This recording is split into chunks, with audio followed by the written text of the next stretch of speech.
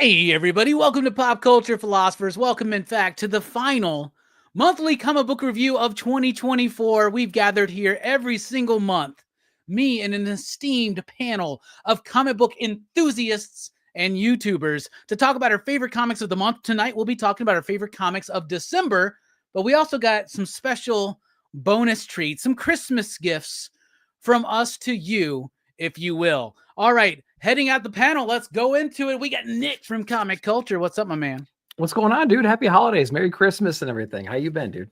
Oh, I've been great. I hope you had a great Christmas, man. I certainly did. Certainly did. Let's get into these books, dude. Yeah, let's do it, man. Eric, hope you had a great Christmas. I realized I'm supposed to say that like to everybody you see now for the next 2 fucking weeks. Hope you had a great Christmas. It was terrible. How dare you bring that up? How was the breakfast? No. It was fantastic. Everything was fantastic. Everything about the holiday season is awesome. And I'm so glad to be closing it out here with you guys for the best comics of December. Absolutely. You know, you were talking about how every year you do a different thing for Christmas, you and your family, right? This year you're doing breakfast, right? So I usually because I'm usually alone on Christmas, and this Christmas I spent it reading a bunch of comics to do my freaking video, right? Yeah. But like Christmas Eve is where like me and my family celebrate. I had a great Christmas Eve. But I always make myself a meal. I usually make myself like a steak and maybe some macaroni and cheese, maybe a salad, something like that. I made some bacon, some fried bologna, and some fried eggs. That's what I had for my Christmas dinner, encouraged by you, my friend. Bacon and fried bologna. That's a bold move, my friend. Yeah, bro, I'm in Alabama. I encourage it. I'm in Alabama, bro. Wow. You're lucky I didn't go ahead and fry up some sausage. I would have, but I just didn't have any. But I know who always got the sausage around here. It's Bearded Comic, bro. What is up, my man? Yes, I'm in the freezer right now. So let's be honest. I love smoked sausage. So, did you have a good Christmas? I'm supposed to ask you that. You're not actually supposed to ask me that. We don't celebrate Christmas in our house, so I'm a little offended. Happy Hanukkah. We don't. I'm just joking. Oh no, we had a good Christmas. It was fun. Kids had a blast. So that's all it's all about, right? Hell yeah. All right. I think Stu's Jehovah's Witness, so he doesn't celebrate Christmas either. What's up, man? How you doing, my man? Station guys, how's everybody doing? Doing well. So happy to be here with y'all tonight. Thanks for having me. Did you have a good holiday? I did, dude. It was beautiful. Got some new books. Got the Animal Man Omni from Morrison and Company. So yeah, great. Nice. How about y'all? Everybody did. I guess you already asked everybody that, but I'm going to ask. Were you not listening backstage too? Everybody had a good holiday. Yeah, everybody had a good Christmas. Good. Yeah, it was awesome. Hey, chat, welcome here. Did y'all have a great holiday? Let us know in the chats as Nick kicks us off with his pick of the month for December 2024. Oh, actually, before we get into let's get into some other. Yeah, before we get into that, Greg did the Lord's work and went and meticulously went through every episode of the monthly comic book review to figure out who was in fact the secret Marvel shill of the panel. And we know who that is now. We'll reveal that towards the end of the show. But Greg also came up with some really cool stats to go along with that. So let's start with some of the random stats. Bearded, why don't you guide us through what you have found this year? Here's what I love too is I definitely didn't spell check anything. So you'll see multiple spelling errors and things like this. What's interesting is we had 121 picks, and this is not including the random. So there were some times where you did 2 rounds. If there were smaller panels, it was 3 rounds. Is this all based on the first round? This is the first. These are the first 2 or 3 rounds. So it's whatever amount that you had that show, because they were always different. Just no rapid fire. No rapid fire. No rapid fire is the only thing I didn't cut, is what I didn't count. So I wanted to keep it kind of like these are our picks, because I feel like rapid fire often is like, that's like book 10 at the minimum, right? Like, so it's not really one of our picks. True. We had 10, it says different. So I want to really emphasize how different they were pickers. So of, just different YouTube people up here. So like you did have a wide, span of different pickers. We picked 16 different publishers. That's crazy. Wow, that's pretty dope. That was interesting to me, because I feel like most people can't name 16 publishers, but we picked 16 different publishers at some point. And then the most telling stat that was, I think Robbie even called it out one time, multiple times during the show, is like, I'm literally going to just pick Transformers the entire time. And he was our Transformers shill, as he picked it 5 times. And it we should cross it out and put 6, by the way, since it's December and we still got one show to go. Well, that's the other thing. These stats technically could be skewed a little bit here at the end of the show. So, but those were some of the things that we got a bunch of other data. I have a lot of data that I didn't share with anyone. So if there's something in the chat that you're like, I really want to know about this, and we're going to get to some other stuff like most picked writer, most picked artist, things like that. Let me know and I can let you guys know too. So I think it's a great way to do it too, because it's not like we're getting together to do a year-end show and we all got to figure it out. Those are great, you know, but like this is based on what we actually said, you know, like regardless of like what we thought and what we think now. Cause maybe some, you know, there's some books that we like, I've totally picked books for pick of the week, like Standstill. That book sucks now. Yeah. You know what I'm saying? Like where it just sucks now. And I'm like, man, that made the pick of the week. I like it still. I still like it. No, as soon as they changed the art, dude, I was out, man. I was out. Just shows you the importance of the artist. But this picture, it just shows you the importance of an artist. And this show shows you the importance of a panelist. So Nick, you're one of the best panelists we've got. So why don't you kick us off with a pick of the month for December? Well, you talked about the importance of a great art team. Hayden Sherman on this one. Dan Waters, Batman Dark Patterns, issue #1. Holy shit. Like this was incredible. There was 3 books that I read this month that made me kind of pause when I got done. I'm like, that was spectacular. And this has got to be the pick of the week, pick of the month. And I'm so glad that I saw that same kind of reception from so many people throughout the community here. The first thing I want to talk about with this book is all the different influences from all the different Batman movies, runs, shows, whatever. It looks like he took all those inspirations, all those different parts, and kind of like made one comic out of it. They actually pulled forward some of the things I loved about Dan Waters' run. Arkham City, Order of the New World. Yes. If I'm not mistaken, he was playing with like the 10-eyed man. We got a really cool villain in here who's like self-mutilating. He's probably has a really dark backstory and things like that. He's a twisted individual. I love the way that they portrayed him in here. The slow buildup of bringing him to the pages, the realization from Batman, like, how do I combat this kind of a person? Because just his anatomy, and we unpack that throughout the whole story.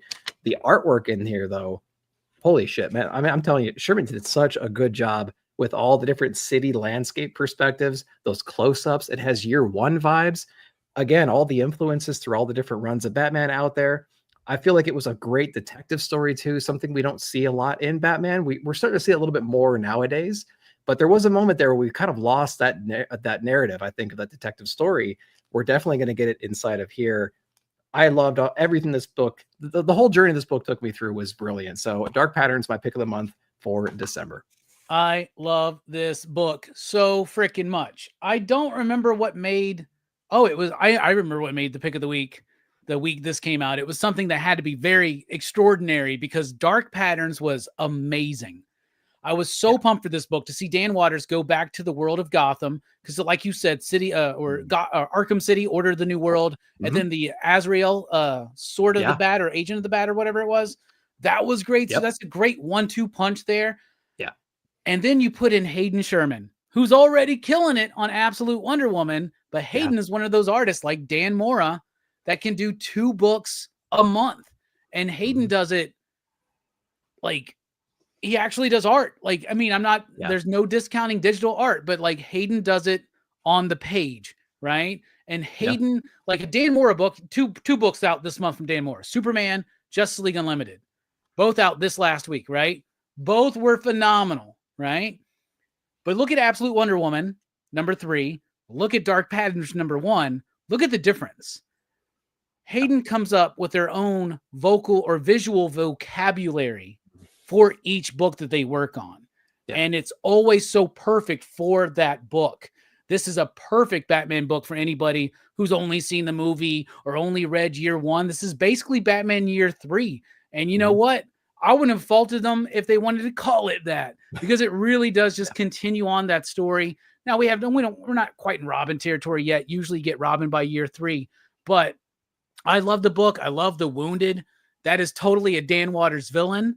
And I'm excited to see where this goes. Yeah. I just I loved it. I thought it was great. Me and Stu and Eric had a great conversation about this book over on Ink and Insight. So Eric, why don't you tell us what you think about the book? It's fantastic. I had my list of books. If I were gonna, was gonna pick the number one pick here, that was one of the two for sure. So I'm glad that my pick got, made for me here. But it gives me every single thing that I love about a really good Batman story. We've had exceptional Batman stories that like to have a singular focus on one thing, but this pulls on so many different things. It's set in the past, like you guys talked about. It's a year 3 kind of story.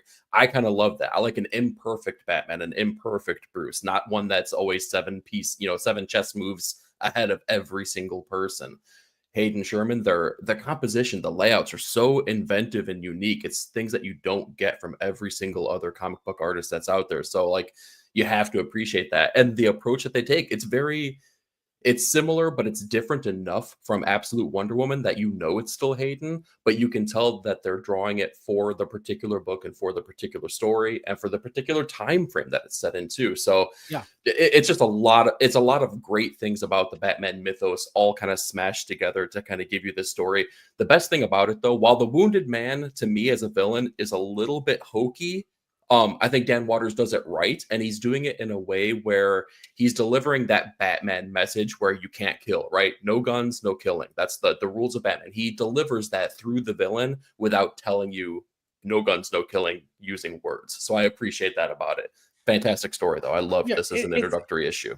It's a Batman villain by way of 60s logic, but done in the Dan Watters way. Right? Yeah. Like the Tin-Eyed Man. He does this. This is what I love about Dan's work in Gotham. He's like, he understands what the gig is, but he also understands that he got the gig because he's Dan Watters. Right? So we're going to do something stupid, like a dude with a bunch of fucking swords and nails in him and shit that's still alive and moving and able to kick Batman's ass. Right? And it's like, it's stupid. It doesn't make sense, but it makes sense in a Dan Watters narrative for DC Comics, like 100%. Love the book, man. And Triona Farrell is the colorist, right? Yeah. Correct me if I'm wrong. Yeah. Coloring is amazing. Killer job.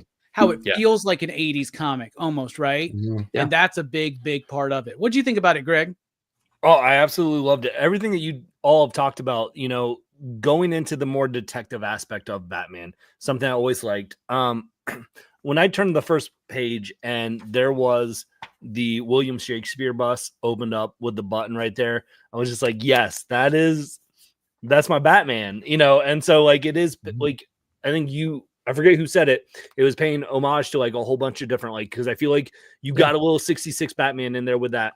The Batmobile is a little blended of not fully 1989 Batman, but similar to it. And so like you're taking a lot of these things, and like you even have like the close-up in the second page of like him putting on the suit. We don't get the butt shots that you get in Batman and Robin, Batman Forever, but you get the close-up suit shot pulling. Like, so those are moments that feel very cinematic in the Batman world that we were getting here. And to have, I mean, most of the Batman villains, to Eric's point, are pretty hokey and silly if you think about them in reality of, they're what they are. This, I'm not the horror panelist, on this of you all like with your ice cream mans and, everything like that. And so I was hesitant about this with Dan Watters because I know that's where he leans into a little bit more. But I feel like this just fit really well, that it wasn't like so over the top. It wasn't like really supernatural aspect as much. It was just like, here's a villain that is unique to the world. And then they have the scientific graph of the kind of the person in the charts that he's looking at afterwards. So like, it's trying to ground it in like this is something that could happen, as over the top as it still is. It has like Victor Zsasz a little bit like notes to it, but a little different. So I was here for it. I loved it. And it's got the creeping, drooling coroner who is the biggest red herring of all of them. Right. Yeah. I don't mind it.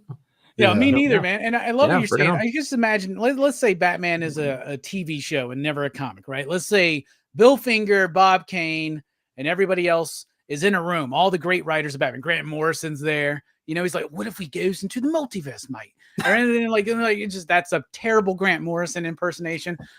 He's Scottish. They're Scottish. So anyway, everybody's in there in a room, and there's somebody being like, what about a guy who just tells riddles?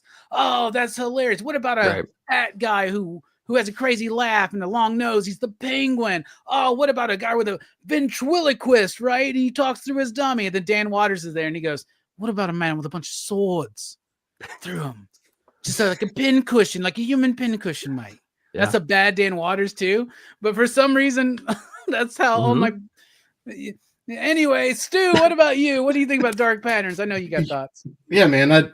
We did have a great convo about it. I just when it comes to Sherman and what they're doing with composition and page layout, it's just a delight and so fun to experience and to see what they're going to do next page to page. I love the things they choose to highlight, like the scene in the Batcave when he's doing surgery on himself and just like the little back and forth with Alfred. I love, like you said, the red herring doctor in the beginning. I just love that conversation. Now he's like Gordon outside. What the fuck is this? He's like, I don't like this guy. He's creepy as fuck, dude. What the fuck, Gordon? The back and forth there.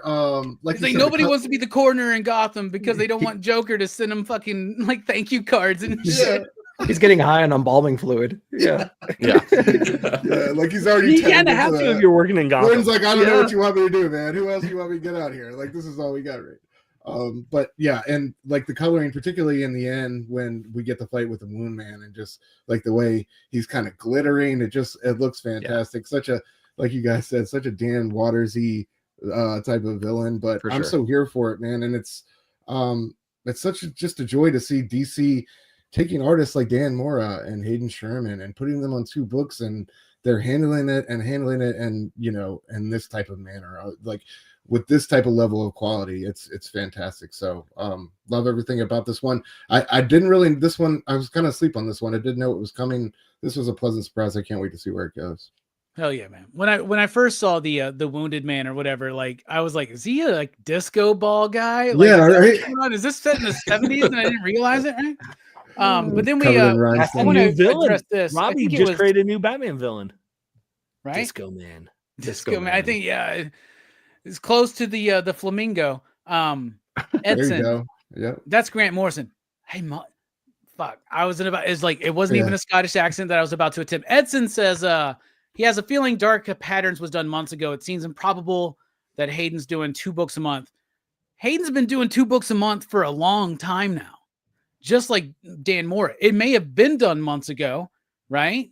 It may have been done months ago, but that's kind of staying ahead of the schedule is the way to go about it. Yeah. Like, it's he's been a regular in DC month after month after month for years now. So it's like, it feels exactly. Like so like, and even if this was a few months ago, it was in combination with everything else, Yeah, and Hayden was doing things. I mean, they're mini series, right? Staggered mini series and things like that. But like Hayden was doing work with Sean Lewis on books like Thumbs and Above Snakes, while also continuing to do Wasted Space, which is, if you look at Wasted Space, it's a different style, but it's still Sherman. You can still tell that it's Hayden, right? So I love the book. I'm glad it's the first one mentioned in our final show for the year. Eric, what do you want to list as your pick of the month?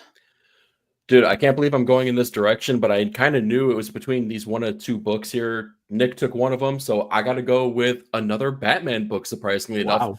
Batman and Robin #3. I love this series, and I'm going to echo a lot of the same things that I just said about Dark Patterns, though. It's a time frame in which I really love Batman as a character. This is, again, we have the introduction of Robin, so we're talking year 3 type of timelines here. We get detective-esque stories, but it's the characterization, the artwork, and honestly, the color work on this, I think, is fantastic. So we get all the characteristics of the imperfect Batman here as he's trying to figure out, the mystery of the actual book itself. Who is this new crime family? Why do they have a person like Two-Face on the run and doing things that are kind of uncharacteristic for him? And I love the playfulness of Robin, but also as you see that change in him, especially in issue #3, where it's that joyfulness that takes way to like the seriousness of what it really means for him to be Robin at this point. He's not just a carefree character. There are lives on the line here. Sometimes it's the people that he's saving. Sometimes it's his own mentor's life as well. Mateus Lopez, though, the color work in this and the way that they're emulating the work that was done in books like Year One with David Mazzucchelli, fantastic. It brings that same type of feeling forward that you got from those classic stories. And I think that this is definitely going to stand the test of time looking at it from that perspective too. I'm just loving everything about this story here. Yeah, I was just talking about how Batman Dark Patterns could be called Batman Year 3. Well, that's basically what this is, Batman and Robin Year 1, right? And we've seen this story, you know, like, and it's a great, first of all, it's a great follow-up to something like Dark Victory, right? Which is kind of like a Batman Year 3 thing too, because the way I really, there is a Batman Year 2 and a Batman Year 3. Yeah. Alan Davis, Todd McFarlane artwork, that's fine, but those stories kind of suck, right? Let's be honest, right? But like Batman Year 1 can be followed up easily with Long Halloween. That's like the second year, right? And then Dark Victory is like the third year, and then and now we're going into like the last Halloween and stuff. But I love that all these stories fit in, because to me, like, that's the most interesting era of Batman, are those first 3 to 4 to 5 years where he's figuring everything out, right? He's becoming confident. He's not the god that Grant Morrison is writing yet. But I do love that shit too, right? Where that starts, especially mostly in Grant Morrison's JLA, where Batman is the guy, like, he's human, right? It doesn't matter. He can take out the White Martians. He can figure out this plot. He knows he's the detective, all these elements. But it's all because, how did he really get there? We didn't really get to see. It's crazy. Like when you read Silver Age Barry Allen Flash, he's traveling through time and vibrating through walls within like 3 to 4 issues. He's traveling through time within like issue 3 of his like little 8-page stories. That's like, you don't get to see the development of those powers, of that skill. And going back to this era of Batman's always fun to me. Chris Samney is amazing. Mark Waid is killing it right now when he's paired up with one of these top-notch artists, and he is able to be paired up with top-notch artists. The art is great. The story is great. And I love that usually in these Batman stories dealing with the early career of Robin, we've seen this in like Robin Year 1 by Chuck Dixon. Who was the artist on that? One of those Italian artists. Who was it? No, you said Italian artist. It wasn't Tom Gromit then, because he did the regular Robin series. But it was so freaking good. What's that? I was thinking Scott McDaniel, but not Italian by any means. No, it's okay. Now you got to hold on. So in Robin Year 1, which is a great book, and the artist on that is it Marco? It's and this is not an Italian artist. I'm sorry. It's Javier Polito. It's Polito, right? Doing the art. The art in that book, if you've never read Batman or Robin Year 1, it's great. A big part of that book, and a lot of people that go into this early career, Batman and Robin, it's Robin getting hurt and Batman having to deal with that. Like feeling like this kid might die because of what he's just put him through. I love that in this issue, we see the opposite of that. We see Dick Grayson freaking out because he thinks Bruce is about to die. And you also got that beautiful bit with Alfred. So good. So I loved it. What about you, Greg? What do you think? Kudos to you both for picking DC books that are Batman. Because what a strong start to the show. We're trying to skew that Marvel shill list, man. That's all we're trying to do at this point. I'm not saying who it is. That's right. Batgirl Year 1 as well. Chuck Dixon and Marcos Martin. I gotta check that out. That's the other one. Like there was a time where there was a trade of both of those books together. I don't think it's still in print, but you could get Batgirl and Robin Year 1. They are both amazing books. So this is, I mean, we're 3 issues in. This might be the best Batman book on the shelves right now. Like these 3 issues in of what Mark Waid, man, DC just needs to keep Mark Waid happy because what he brings to the table with his knowledge of DC characters and his attention to this feels like such a throwback to the Silver Age comics in a modern way. And I think that's what's a beautiful thing about this book. And then Chris Samney's art, like the facial expressions, the little notes that you get, the anger in Alfred, you know, Robbie was talking about that scene in the Batcave, the anger and the frustration of like, where you can tell like Alfred's trying to have to be like the proper butler of like trying to stay calm. And then he's just like, dude, just loses it on Batman. And like, it's those moments where it feels just like this is a Batman story I want to read. It's a little bit of everything. It's the detectiveness. It's the kind of grounded story. It's the goofy characters still though. Like their Two-Faces, I think in the first issue, it's kind of like setting up traps and like you had in the Batman 66 world and stuff like that. So like there's still those elements that I grew up and loved. And and things. This is just a fun. I look forward to it every single time I'm reading it, and it's again, we're only 3 issues in, but this is one of those. I've said it with, DC needs to keep, Dan Mora on retainer and lock that down. They need to keep Mark Waid and Chris Omni like together on this book, because I was a little sad when, Mark Waid was going to be doing this book and it wasn't with, Dan Mora, because I've been loving what they were doing with, but man, Chris's artwork just fits so perfect here. So I love it all. Yeah, it fits so much better with that, like, it's more timeless. Yes. Right. Yep. This is a book that needs this is a book that deserves and wants to be perennial. It wants to be up there on the shelf with Batman Year One and Long Halloween, right? Mm-hmm. Dan Mora's art style is different than that, right? Yeah. Like, so you want somebody like Chris Samney to be in that, like Eric was talking about, that David Mazzucchelli kind of vein, that Tim Sale approach, simple, elegant, graphic, and timeless. Yeah. Animated series-esque, Bruce Timm-esque. And so, not with the figures, but like with the simplicity of the work and the coloring, like really cool stuff. What about you, Stu? I'm being nice to you. I hope you noticed that tonight. It's the holiday spirit. That's cute. I appreciate you, bro. Yeah. Of course. I'm sure you're gonna come back with like some super awful transition. So I'll just wait for the other shoe to drop. Anyway, turn's coming, bro. I'm sure. Yeah, and information I don't. So, yeah. I echo everything you guys said. I heard an interview with Sam Nee.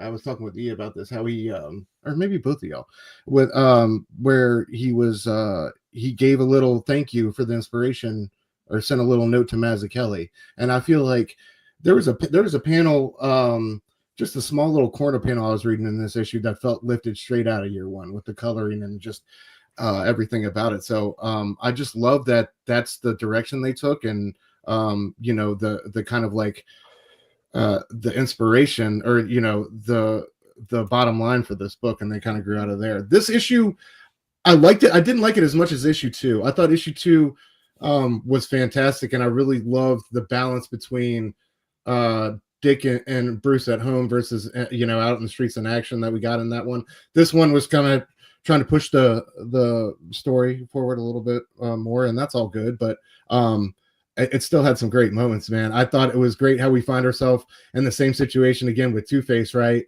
But history kind of repeats itself again. Robin jumps in a little too early, reacting emotionally, and like you said, it was great to see his visceral reaction to Batman in the water there at the end. But I can't wait to see.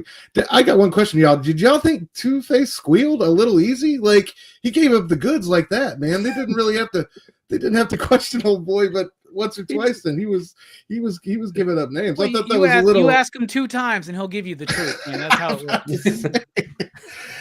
Yeah, but I thought he sung awful quick. But I guess he doesn't have that much skin in the game. He doesn't have any loyalty to him, though. Yeah, exactly. Yeah. I mean, plus, never forget you have the influence of Harvey under the surface at all times. Just like you have the bad Harvey influence under the surface at all times when whoever's the dominant personality at the time, right? Yeah. I hate this fucking idea that they were like childhood friends and like Two-Face knows who Batman is and shit now. I hope they get rid of that soon. Like, that's something going on in the main books, right? Who brought that in? I think it was Snyder with his All-Star Batman book or whatever the fuck. That's stupid. Really? Does every Batman villain know who the fuck he is now? Like, that's so stupid, dude. They're going to have to do some stupid Doctor Strange, J. Michael Straczynski shit to fucking unwrite that is what they're going to have to do. Speaking of some stupid ass J. Michael Straczynski shit, what did you think, Nick, about Batman and Robin Year One? Oh, no, I mean, you guys said everything that I could possibly say. I'm really enjoying the book. 3 issues in. It's same vibes from Dark Patterns. I just like everything about it from an art perspective. I like how grounded it is so far. I like the interactions with Dick Grayson and everything, trying to get him oriented and being a hero and balancing all that. Those are things we've seen before in that Batman-Robin interaction. And I love how Alfred is portrayed in here too. That we brought it up, that scene where he's trying to get his attention while Bruce is in the Batcave, like trying to figure out like who's really pulling the strings behind the scenes and pitting all these families against each other. And Alfred's tapping on the shoulder, trying to get him to be a dad as well. Like, that was a great moment. And yeah, there's a lot of great moments in this book, and it's well colored, well drawn. Yeah, what's not to love? Yeah, it's a great book. All right. That's why these Batman books that are not in continuity, I think are so well received, better than the others, because Batman needs Alfred. Yeah. But Batman needs an Alfred to counterbalance him. I think like that balance, you see it in all these, spinoffs. What's great about it, and Batman gets utilized the most probably, and like I wish Marvel would do this more often with like things like properties like Spider-Man and even X-Men and hell, even Fantastic Four, Captain America and stuff like that. But like Batman, you're able to place him out of continuity, but within firmly established lore where it fits, right? Because like it's a shifting mythology with comic book characters, right? There's a lot of retcons, there's a lot of this, like Batman Year One is not the beginning of Batman, right? But Batman Year One is what we now think of as this is the first year of Batman, right? So like, and it fits with that. And Batman, they do that with Batman all the time. They do it a little bit with Superman, right? But like, I really wish Marvel would do that more. I'm not talking about bringing Larry Hama to do another Wolverine story that's going to be lackluster, right? Because you got a crappy artist on it, or bring Chris Claremont in to do another fucking X-Men story set in 1983, but nobody gives a shit because it's a terrible artist and it's just a miniseries. But like, you could really elaborate on some of these things. Like, why don't we have a proper Wolverine Year One book? You know what I'm saying? What? Like put 2 creators on that book, and like, or just put 1 creator, or just a team that would really like sell it. Like, why is only Tom King trying to make the next Dark Knight Returns? Right?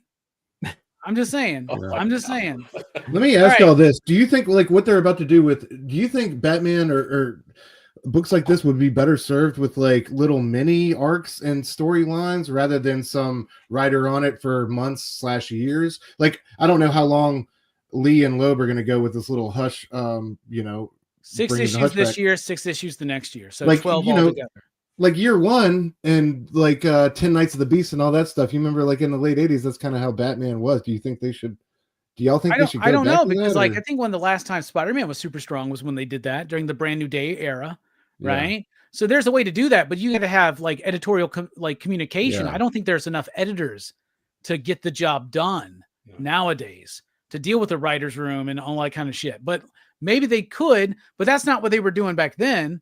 But then again, we also want those long extended runs. Yeah, that's why I think miniseries are perfect, right? Like Batman's been going this whole time.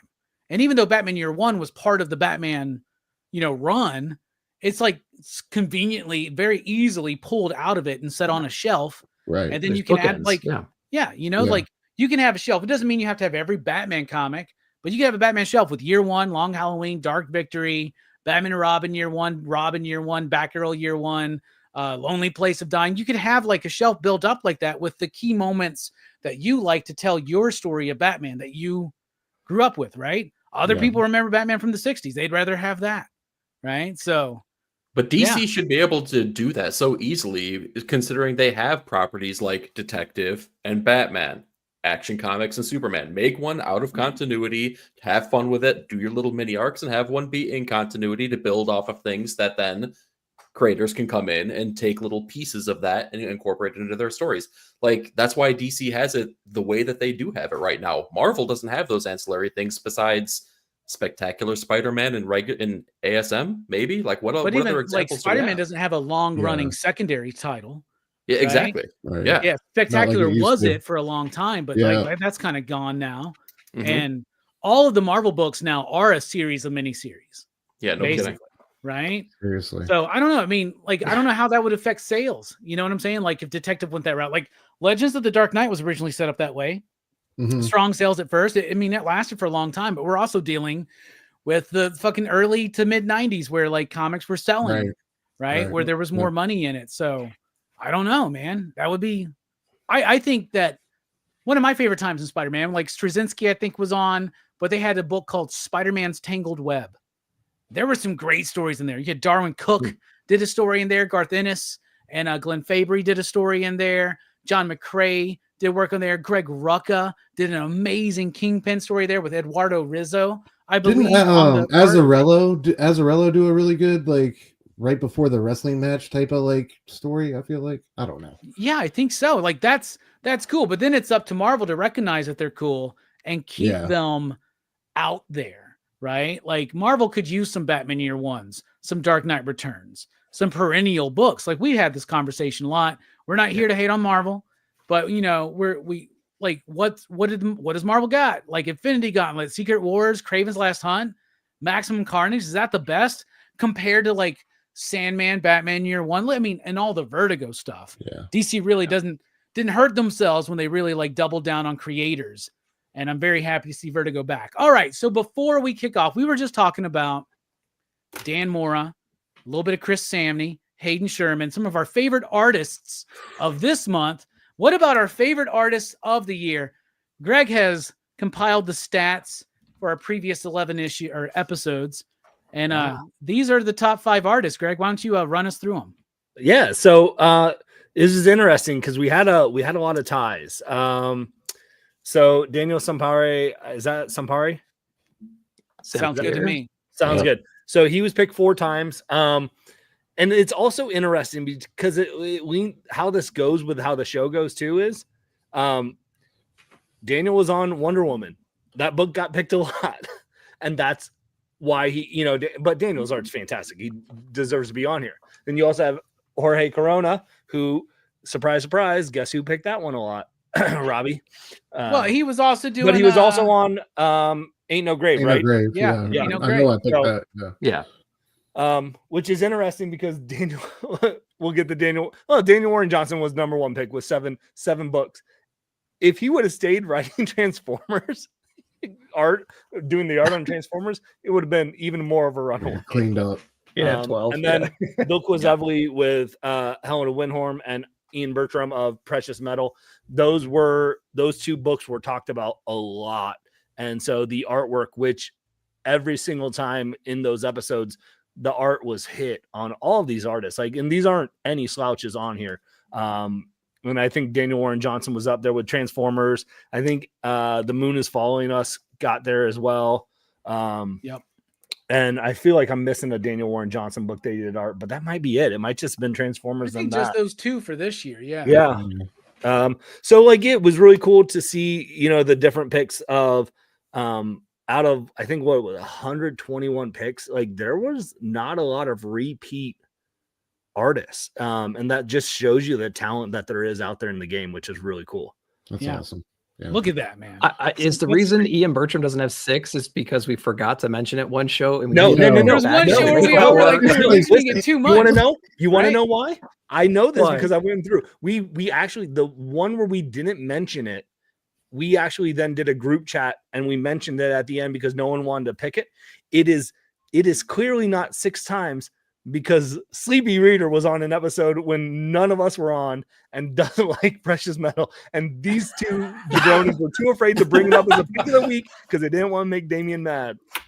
No, that's the not month that was the month I missed. Then that was the month you missed. September I missed, or whatever. There was a month though where we're like, and I think it was the month where like Precious Metal was the most confounding. It's like the 4th issue, maybe, right? or something, like that.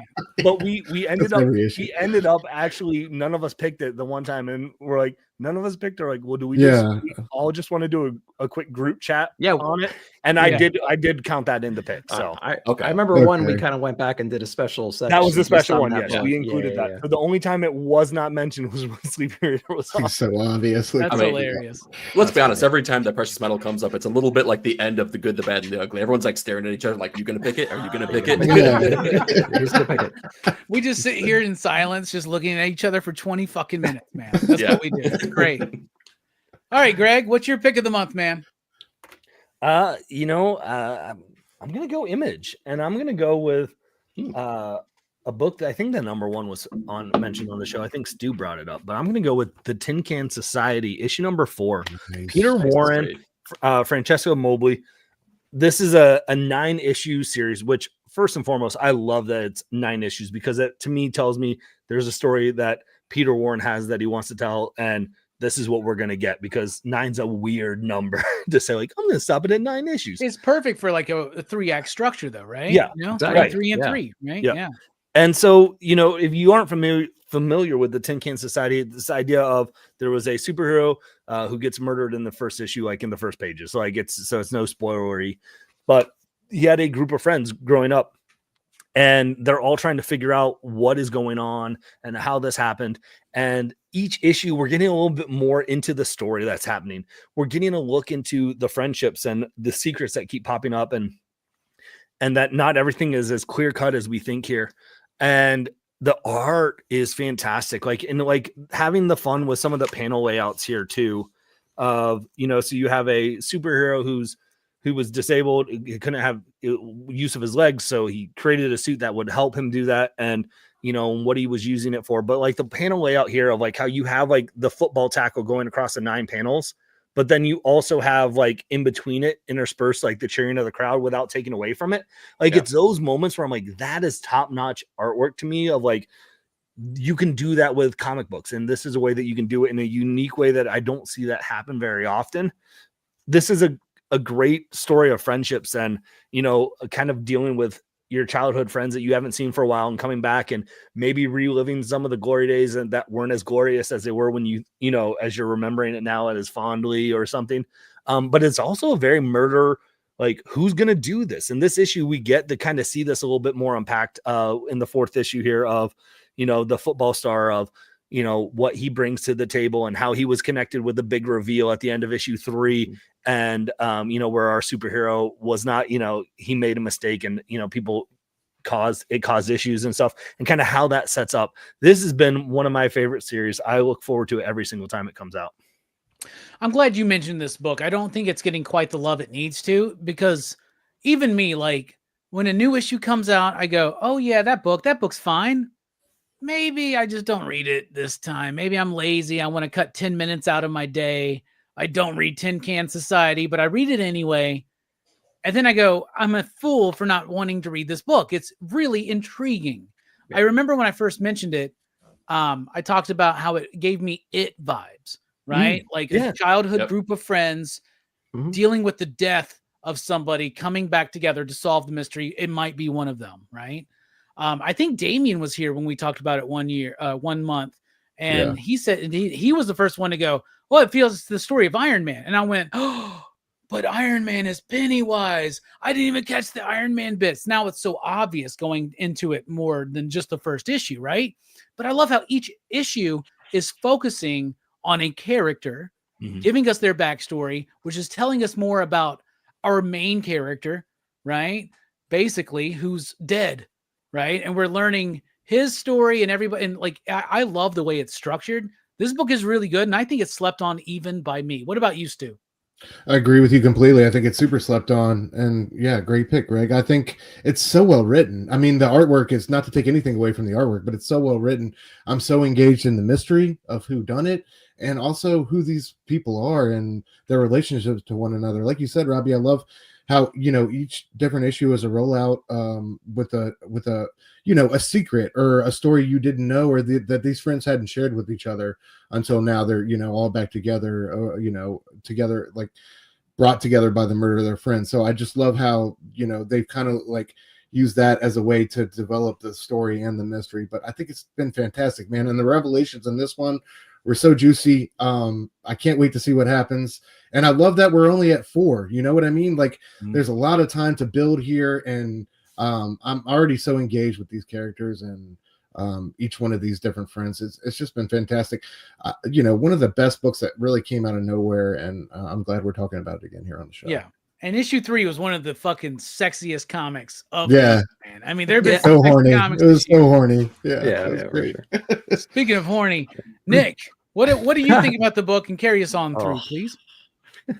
Yeah, I love the revelation at the end. So you guys have spoken about how the story structure is in a way where everybody kind of knows a piece of the puzzle, right? And that nobody has the full picture, right?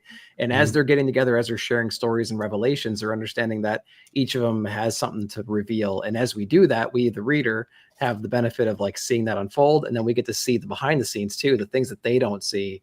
And we actually get a little reveal, like who may actually have committed this murder against our main character here. And I love, I said this in my review, I love like the reaction this character had to the news that like the investigation's going on or whatever, or we're trying to figure this out. Like that character clearly does not care that they're the villain necessarily. They're living their daily life. And I feel like they're really prepared if they come looking for the killer, right? Like they're going to be prepared. Sure, they're going to be, yeah. I just can't wait. And the story structure, we talked about the 9 issues, you know, the first 3 were introducing the childhood friends and trying to get all the pieces together. This issue was the beginning of the whodunit. Like, can we actually work together to figure this out? The next 2, I believe, are probably going to be more of that. And then the final 3 would be like the confrontation issues, I think. And it's going to be really cool to see that play out. So yeah. Great pick. Great pick as well. Eric, man, did you read this one? What'd you think?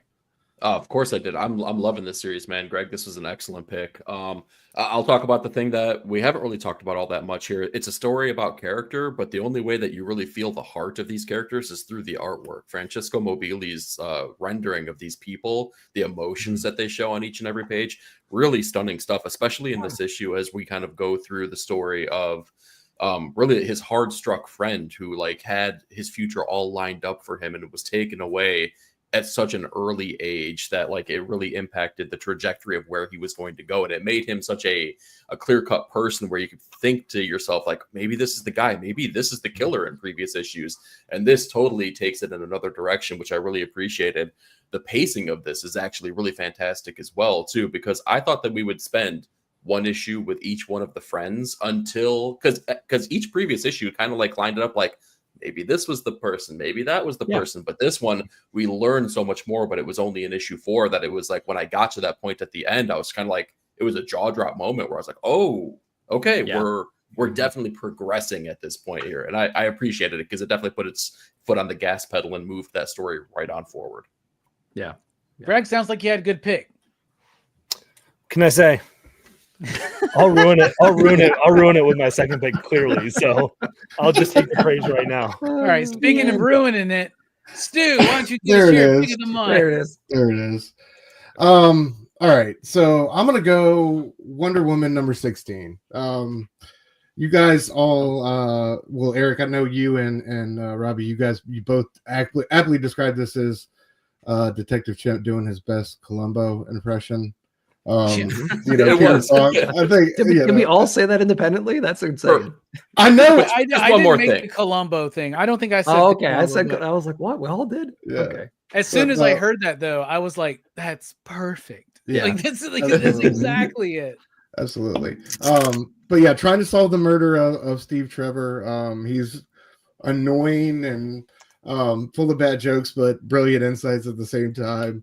It was so cool to see our sovereign, who was once this mysterious, all-powerful puppeteer, kind of on high, reduced to like this Scroogian, irate, sniveling old man by our ape detective with his like. And I just like every time he pops up, he's more increasingly inconvenient. You know, he's on a horse and he's swinging down out of a tree, and like you can't pass up a good branch and a banana. You know, it's like it cracked me. It's the funniest script I've ever read from Tom King. Dude, it's so good. And like you talk about, just to get off track for a minute, but you talk about like this and the issue where Diana went to the underworld with to see Steve and say goodbye. Those are like 2 of the best single issues I think of the year. Honestly, both gotten better, man. Yeah, it's man, gotten better and better, dude. It really has. It's straight. Yeah. But yeah, I just love the development of the investigation. For me, the highlight was like, you know, tracking the GPS, but for me, the highlight was Cersei getting involved and you know, our detective kind of laying a trap there. I love the Spectre coming in. This issue felt like a love letter to DC Comics in so many different ways. And it reminded you that, you know, it's not just Diana and Wonder Woman who loved and who is mourning the loss of Steve Trevor. It was great to see all these different people show up for him. But yeah, I love Cersei getting apprehended by the Spectre and like this torturous, horrible investigation or interrogation that she has to go through, where all of her awful acts are being turned over and she has to re-experience them and confess them. And dude, to me, I love how Chimp went from kind of meek and like real humble at the beginning to like all the way his whole journey of badassery to the end where he's in the sovereign's house with his hands behind his back. It's like, you know, you wouldn't believe what you said. Heaven knows I had trouble with it, you know, and he's staring at the gun. You know, he's figured this whole thing out. You know, he's in his mansion and he's got nowhere else to go. You know, he's he's not arresting him then and there. He's just there to let him know that like he knows everything that happened. And then you get Clark Kent showing up with the follow-up story for the Daily Planet. Man, it was just such a beautiful issue and just so well done, so well structured, and such a joy to read. And like, you know, like I said earlier, like this and the issues we've gotten before from this run, it's been so strong in 2024 and one of the best books. So between this and Absolute Wonder Woman, it's been just such a beautiful year for Diana. Yeah, so I had to highlight this one. Wonder Woman was great. I love this issue. Thought it was fantastic. I always think it would be a fun experiment if somebody goes and gets all of my Tom King reviews from the entire year and like super cuts them together, just so you see this like fucking it's insane, back and forth that I have, right? Like, which is so weird. Because usually if I love a writer, like I love Grant Morrison. I pretty much love anything Grant Morrison does, right? Yeah. I don't like other writers. Like I don't want to say Leah Williams. Let's go with that. I was going to say Steve Orlando, but I didn't want to put too much shade on him. Leah Williams, like for the most part, I will never like a book that she writes for some reason, or Steve Orlando, or what's her name? She did Excalibur. Teeny Howard. Teeny Howard doesn't want to throw shade. Proceeds to list 3 writers. Go on. yeah. Who else, bro? Who else? Let me piss off Fable, man. Camera here. And Mark Spears uses too much. Can't be on screen with Robbie on these. But like, but Tom King is one of those ones where I'm like, oh, it's a Tom King book. Well, I'm either going to love it or I'm going to hate it, or I'm going to go back and forth on it. And could you imagine looking at my initial thoughts on every issue of Wonder Woman? Like y'all remember like how I went on a tirade after issue 1 of number 1 of Wonder Woman this year? I fucking hated it. I hated like everything about it, all of his comments he had made beforehand, blah, blah, blah. It's one of my favorite comics of the year, man. It really is. And this issue is a good, solid reason why. What about you, Nick? What are you thinking? Yeah, I feel the same way about my the evolution of my opinion of this book. It seems to go up and down like crazy. We're 16 issues in, did we just say? Mm-hmm. And like I've kind of given up on some of the early criticisms that I've had on this, and I'm just trying to enjoy the ride at this point. And like I initially thought like her way out of this is just punching her way out, or maybe trying to bring out like the compassion of the villain or something like that, or trying to do that. But she's like systematically destroying this villain, right? If from every angle possible, besides punching him in the face.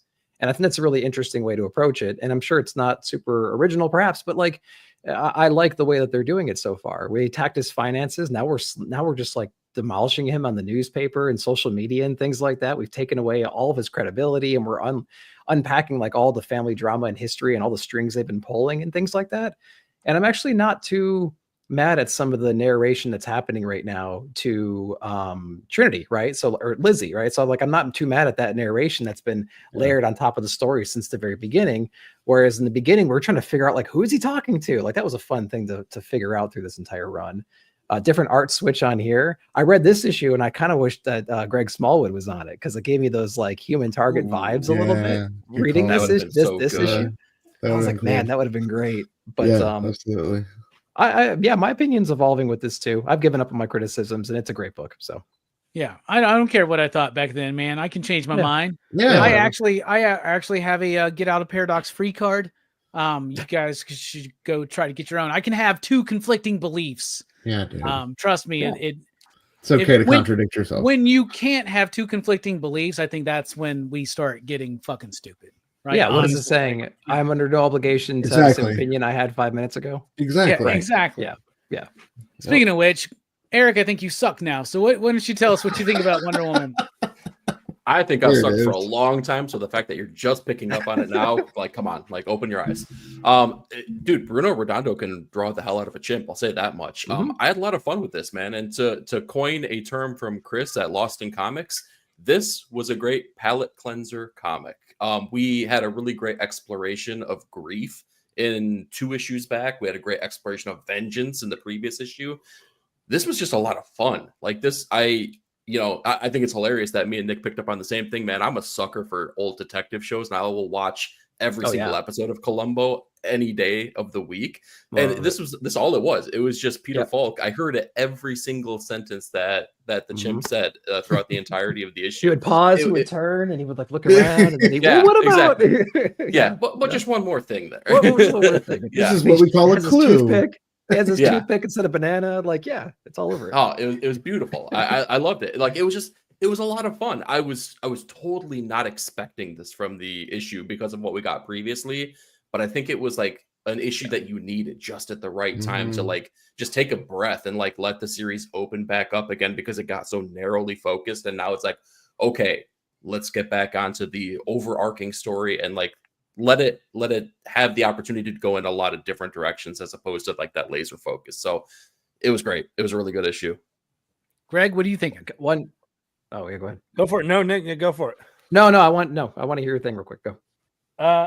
I'm in the He's minority. like, no, motherfucker. No, gentlemen, I say you go first. I didn't really like it. I'm in the minority here, gang, and all right, well, I'll do my thing then. Shut up. So here's the deal. I don't have any all those things that you guys mentioned. I don't have that as a Brahmin. I've never watched Columbo. I don't have that gauge of where it's like, oh, this reminds me of this. I've barely read any Detective Chimp stuff, so I don't have like anything to go off of. I was kind of with the Sovereign right there a little bit, going like, dude, stop. Like because I had nothing there. Like, it was him kept popping up. Like, he was annoying me just like he was annoying the Sovereign. So like, if that was the goal, like, kudos to Tom King. Mission accomplished. Tom King's really good at annoying the fan base. Effective. So like, it for whatever reason, it just didn't. Listen, I've been loving the praise, and singing this Wonder Woman praise since day one. And it's funny, like, now you all finally like him. Like, now you don't. What is it that we don't? Is it because Wonder Woman's not in it at all? Like, I don't know. Like, you read the wrong issues of Ice Cream Man. You read the wrong issues of Wonder Woman. What's going on, man? But I read this, so it didn't work for me. That's true. Fair enough, bro. That's fine. That's fine. What happened to where's the girl that got assaulted in the bar? Right. Nobody cares about that anymore, right? I mean, that seems like that should be a bigger issue. No, but who is that character? That was the mystery at the end of the. I don't know. Yeah, you're right. Maybe this book isn't that great. We'll see how they pay it off. Because here's the thing: I thought Rorschach was great for 8 issues, and then the final 4, I was just like, this is one of the worst things I've ever fucking seen. Same thing with like Strange Adventures. I loved it all the way until the very end, and then I was like, Strange Adventures and Mr. Miracle are Mr. Miracle, I think is. And Vision. Vision is the shit. Yeah, Vision. Man. Vision is airtight. Yeah. Vision is the first time I took notice of Tom King, for certain. Yeah. For certain. So good. Nice. We got some interesting stats coming up, but before we get into that, how about my pick? Oh man, I'm really choosing between 2. I'm choosing between 3 right here. All 3 of my top picks are still available. So I'm going to go with City Beneath Her Feet, issue number 1. Just to piss off that one comment I had of somebody begging me to stop talking about distillery comics. And I'm like, what are you fucking talking about? I barely read them because, they take a while to come out. They're really long to read. And sometimes I'm like, man, this is going to take me 20 minutes to read, man. And I gotta do this tonight and this and that. My life's getting busy. Schedule's getting tight. But I don't care. I don't care about the format. I don't care about the release schedule. When a book hits me, it hits me. And I got to be honest with you and let you know that it hit me. City Beneath Her Feet hit me like a motherfucker. That book was amazing. When I was on Ink and Insights with Eric and Stu, they were like, what 3 books you want to talk about? What's the indie book? And I was like, City Beneath Her Feet. We got to talk about this book, right? And no, we don't usually talk about distillery books, even here on the channel, right? One for Sorrow was one that I thought was really good. I think White Boat's okay. But they do, like, even Spectrograph I liked, but like, because of the release schedule, because of how long it takes to read, like, I don't know, man. But this one, I don't give a shit. This one was such a well-crafted fucking graphical sequence of storytelling by Elsa Chartier. Yeah. The artwork was amazing. The coloring was amazing. I brought up like early 70s, late 60s Disney animation with the colors. It felt kind of like the best parts of the Aristocats and Jungle Book, not the parts where they repeat themselves, but like it just felt funky. It felt cool. It felt retro, but it felt new.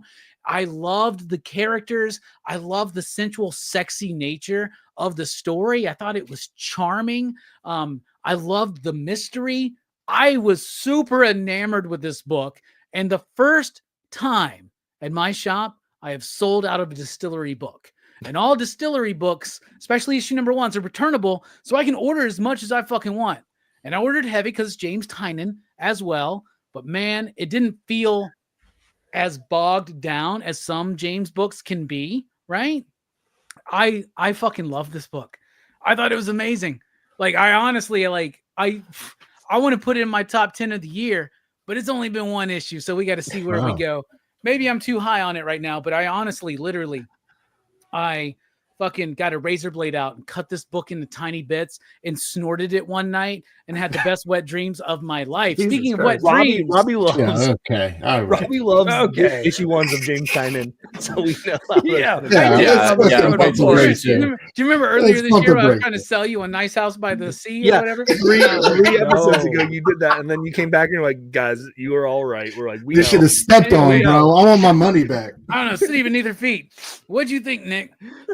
I didn't read it. Okay. I saw your. So I heard it was your pick of the week. I pulled up your Patreon video. I was like, "Oh, pick of the week." I'm like, "Damn it, I didn't get that book."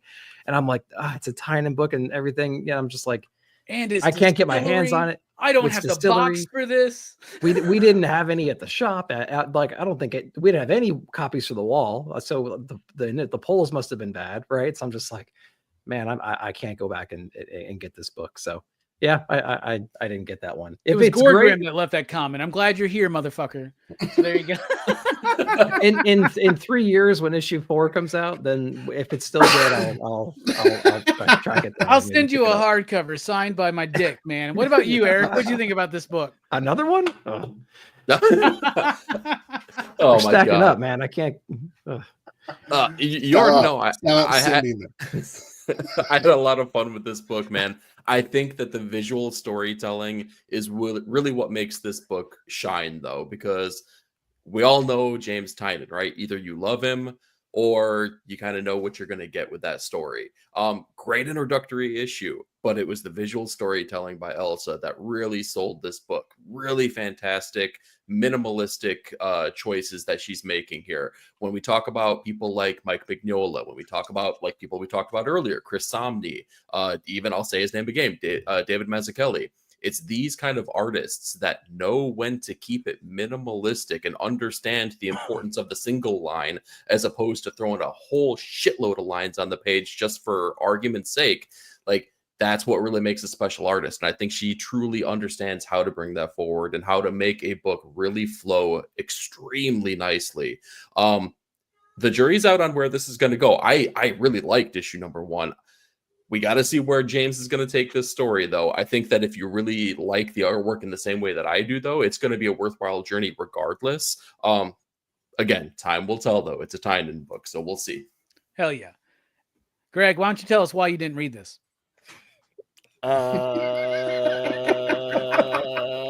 I couldn't find it as an invalid answer, by the way. I went to like 4 shops out here, couldn't find a single issue. I had to buy it digitally finally. You should have called me, man. I had plenty. Dude, they're returnable. Why would no shop have it? It's the new James Tynion book. Here's the deal. Diamond. I think for me is like, I miss them. I don't, for whatever reason, distillery is not on my radar very much. And the books, because they're oversized at my shop, are always on the bottom rack, like the bottom rack of the indie shelf. And so like my mind just doesn't even go there to look for it very often. But congratulations, Robbie. You have now taken us to 17 different publishers being talked about on this show. Nice. That's the first time distillery. That's the first distillery book we picked this year. So what is I loved it. I'm telling y'all, man. Stat. I don't give a shit. What I don't give a shit, man. That book was really fucking good. I'm gonna look for it now. So that one issue was great. It was great. We're sold out at my shop now, but that's kind of sad though, because look at the creative teams that have been on these books. They should have brought them up before. So true. I don't think there was not a person that was just like, I think on Ink and Insights, I went on a ramble about how American comic book fans don't like different formats. Yeah, you did. That's why we still don't like format, manga. And like this is basically the European format, right? The formats don't bother me because it reminds me of DC Black Label. I know people got mad about the oversized like that, but like that didn't bother me reading it. I just think it's just something that, for whatever reason, I missed the distillery books. I don't mind the format. It was more of a track record issue for me. Like every one of the story books that I've read so far has been mediocre so far for me. And so I'm not really paying attention to them anymore. I have Rom's pre-ordered. Like I already got that one in the books, but like I do have that one pre-ordered. But at the same time, it's like, man. I think I even said like they'll be way better when they're like in complete collections. Cause like Somna is the one that really like hooked me. That's like I really like Somna. That's been their biggest hit, right? Mm-hmm. Yeah, I think so. Oh yeah, it won all the awards and cleaned up and everything. Yeah, but it's I love this one. I know you read it, Stu, because we talked about it. What'd you think, man? Let's round this up. Yeah, man, I think I agree with you everything you guys said. I think Elsa's incredible. It's great to see her on a book again, period. I love what she did with what was it, Love Everlasting with Tom? Yeah. Oh yeah. Yeah, I agree. I hate that fucking book though, man. I loved like her the different first arc. But and I love the switches, the changes in the artwork. Like it was cool. I just love to see her kind of do her thing, and I'm glad that she has a space to do that. I agree with what he said about her line work. I think it's extraordinary. Her color choices were super dope. There is the Tinian first issue is good hesitation with me as well. Like, where are we going to go from this? I have so many times fallen into that trap. Yeah, but here's the thing with Tynan right now. I think Tynan is starting to become a writer version of Hayden Sherman, where I do feel like James Tynan is starting to be able to adapt better for his artist, right? Now, a book like Nice House, that's a James Tynan book. But then again, like Department of Truth, it's wordy, it's exposition-y. I love every fucking issue because he's writing that so that Martin Simmons can like give us double page spreads. This book is written for Elsa's strengths. I think that the artists have more to do. I think Elsa definitely has more to do with this book than James. Well, maybe not more, but as much, if not more, I would say. But I got to thank you, bro. Like between it's distillery, but the distillery books I have picked up this year, thanks to you. This and One for Sorrow was fucking awesome. Jamie McKelvey, I highly recommend that to everybody. Which one? What was that, Stu? One for Sorrow. Jamie McKelvey wrote and drew it. It's freaking awesome. Yeah, issue 1 came out like 3 months ago. When's issue 2 come out? Who knows? But like, here's the thing. I'd rather have that. Like now, I know as far as Wednesday Warriors go, that's harder to get behind because we like consistency. We like a story that it's hard to remember, especially when you read a lot. Right? We all here read a lot of fucking comics week to week. So much so that we don't even have all the time we want to go back and revisit the shit from the past, right? Yeah, no kidding. Yeah. Or shit that we love already. Yeah. So we all need more time to read. But man, like when you really think about it, does it matter if this book takes 2 years to come out if at the end of it we have an amazing story with great characters and absolutely splendid and spectacular artistry attached to it, right? But why not just drop it in collected form? I agree. But here's the deal, Robbie. If you're going to do that, my issue is, why am I going to pick it up in single issues? And if I have to wait 4 months to get it, if it's a great story, then I'm missing the boat. I will just pick it up and trade at that point because I'm paying $6 an issue for these or whatever it is. It's probably even more. With $10, I think, for this one, right? Yeah. And I agree with that 100%. That's why we need them to get a little bit more completed series under their belts.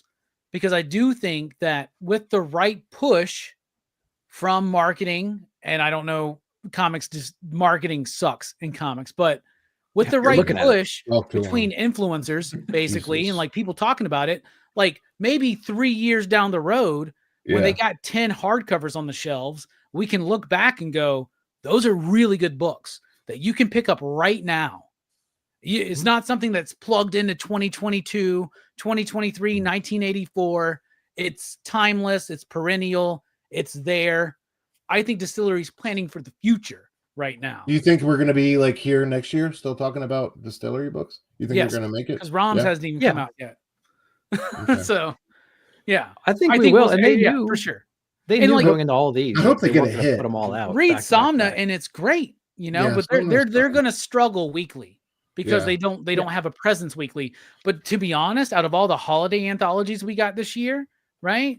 Like the what was it, Through the Boughs or whatever it was, like that was pretty fucking solid, man. Yeah, there was some good Christmas. That was pretty good.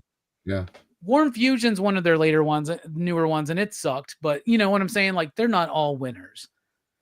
All right, we were just talking about James Tynion and the problem we had with that. So how about this, Greg? Why don't you lead us through the top 5 writers as determined by our picks this year on the monthly comic book review? Let's do it. Here we go. Let's do it. So this is insane, right, gang? What is happening right now? I believe you guys. Awesome. Wow. So Look at Romby. Rom was up there with a lot with Rare Flavors and Detective Comics. Yeah. Darcy should have been up there with 6 picks, but y'all were afraid of Sleepy Reader. I missed 1 month. We missed 1 month and screwed it all up. Jeez. It all goes to shit. Chip was up there with Avengers, Twilight, and Public Domain often. Blame Eric. Yep. I fucking hate that Chip Zdarsky's on this list, man. Someone you got Daniel Warren Johnson with 8 picks, so that was like we've talked about. Same with the writing, it's Transformers and it's The Moon Is Following Us.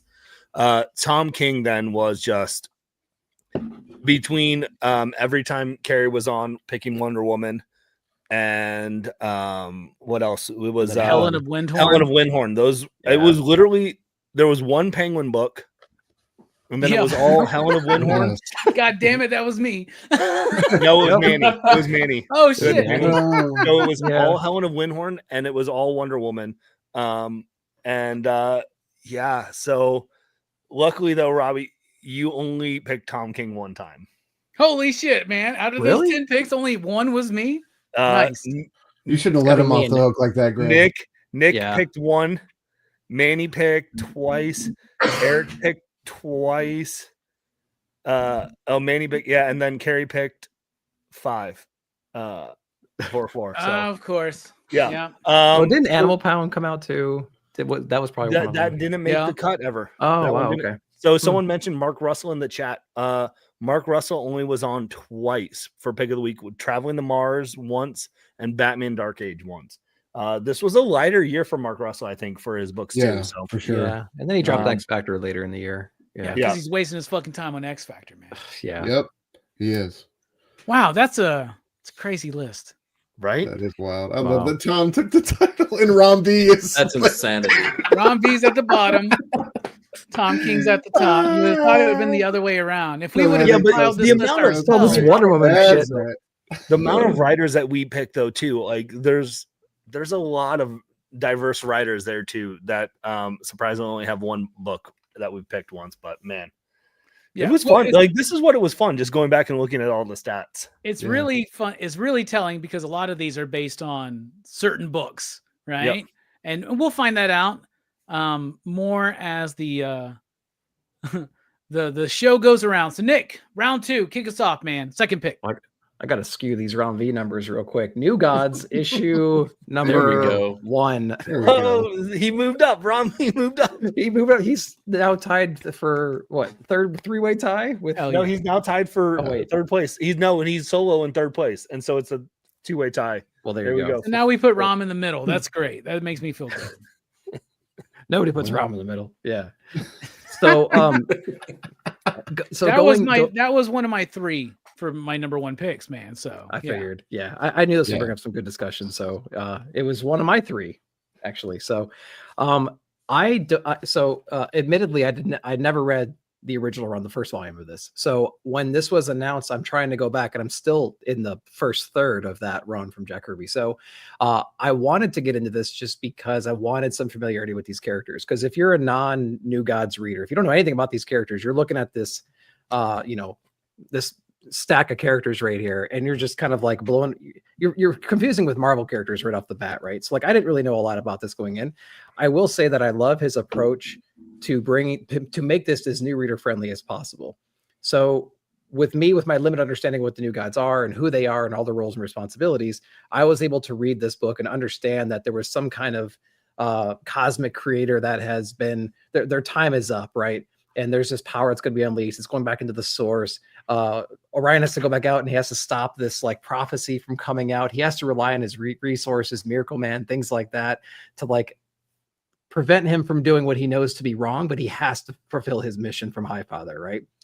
It's a really cool, interesting story. I love the artwork in here. Evan Cagle on the art for Dawn Runner. It didn't really, I mean, we kind of talked about it when we were talking about Dawn Runner here and there, right? It was great, but like something was lost in translation in the pages. Confusing as shit. Like you could. It was really confusing to orient yourself. The composition, I think, was he was stretching for it, and I don't know if it worked completely. It works completely inside this book. He was able to do those gigantic galactic landscape shots, right? Then he was also able to take you into the living rooms of some of these characters while they're like changing their baby's diapers. He was able to handle the wide range that is there. And I thought it was handled just so well. Again, from a new reader's perspective, I think it's great. I bet you guys are going to be eating it up for if you've read New Gods, even following it from the beginning. So really well done, Ram V on New Gods issue number 1. You know I love New Gods by Ram V and Evan Cagle, right? And one of the things with Dawn Runner, I agree with you. I think that book needed that distillery European format to really fucking sink its teeth into, right? And show us that scope. That's a book that would have worked better there and not under Dark Horse, where it was undermarketed, underappreciated, nobody paid attention to it. I think it was a book that by the end of it really did set itself apart from other giant kaiju and giant mech kind of stories that we get tons of. But like Rom's a huge fan of Neon Genesis Evangelion, right? And this is kind of like in Pacific Rim, and this was like his version of it. And I like how that book turned out, but I get what you're saying about the art. And I get what you're saying about how in New Gods it feels like Evan has got it down for this format. Jorge Fornes doing the prologue there.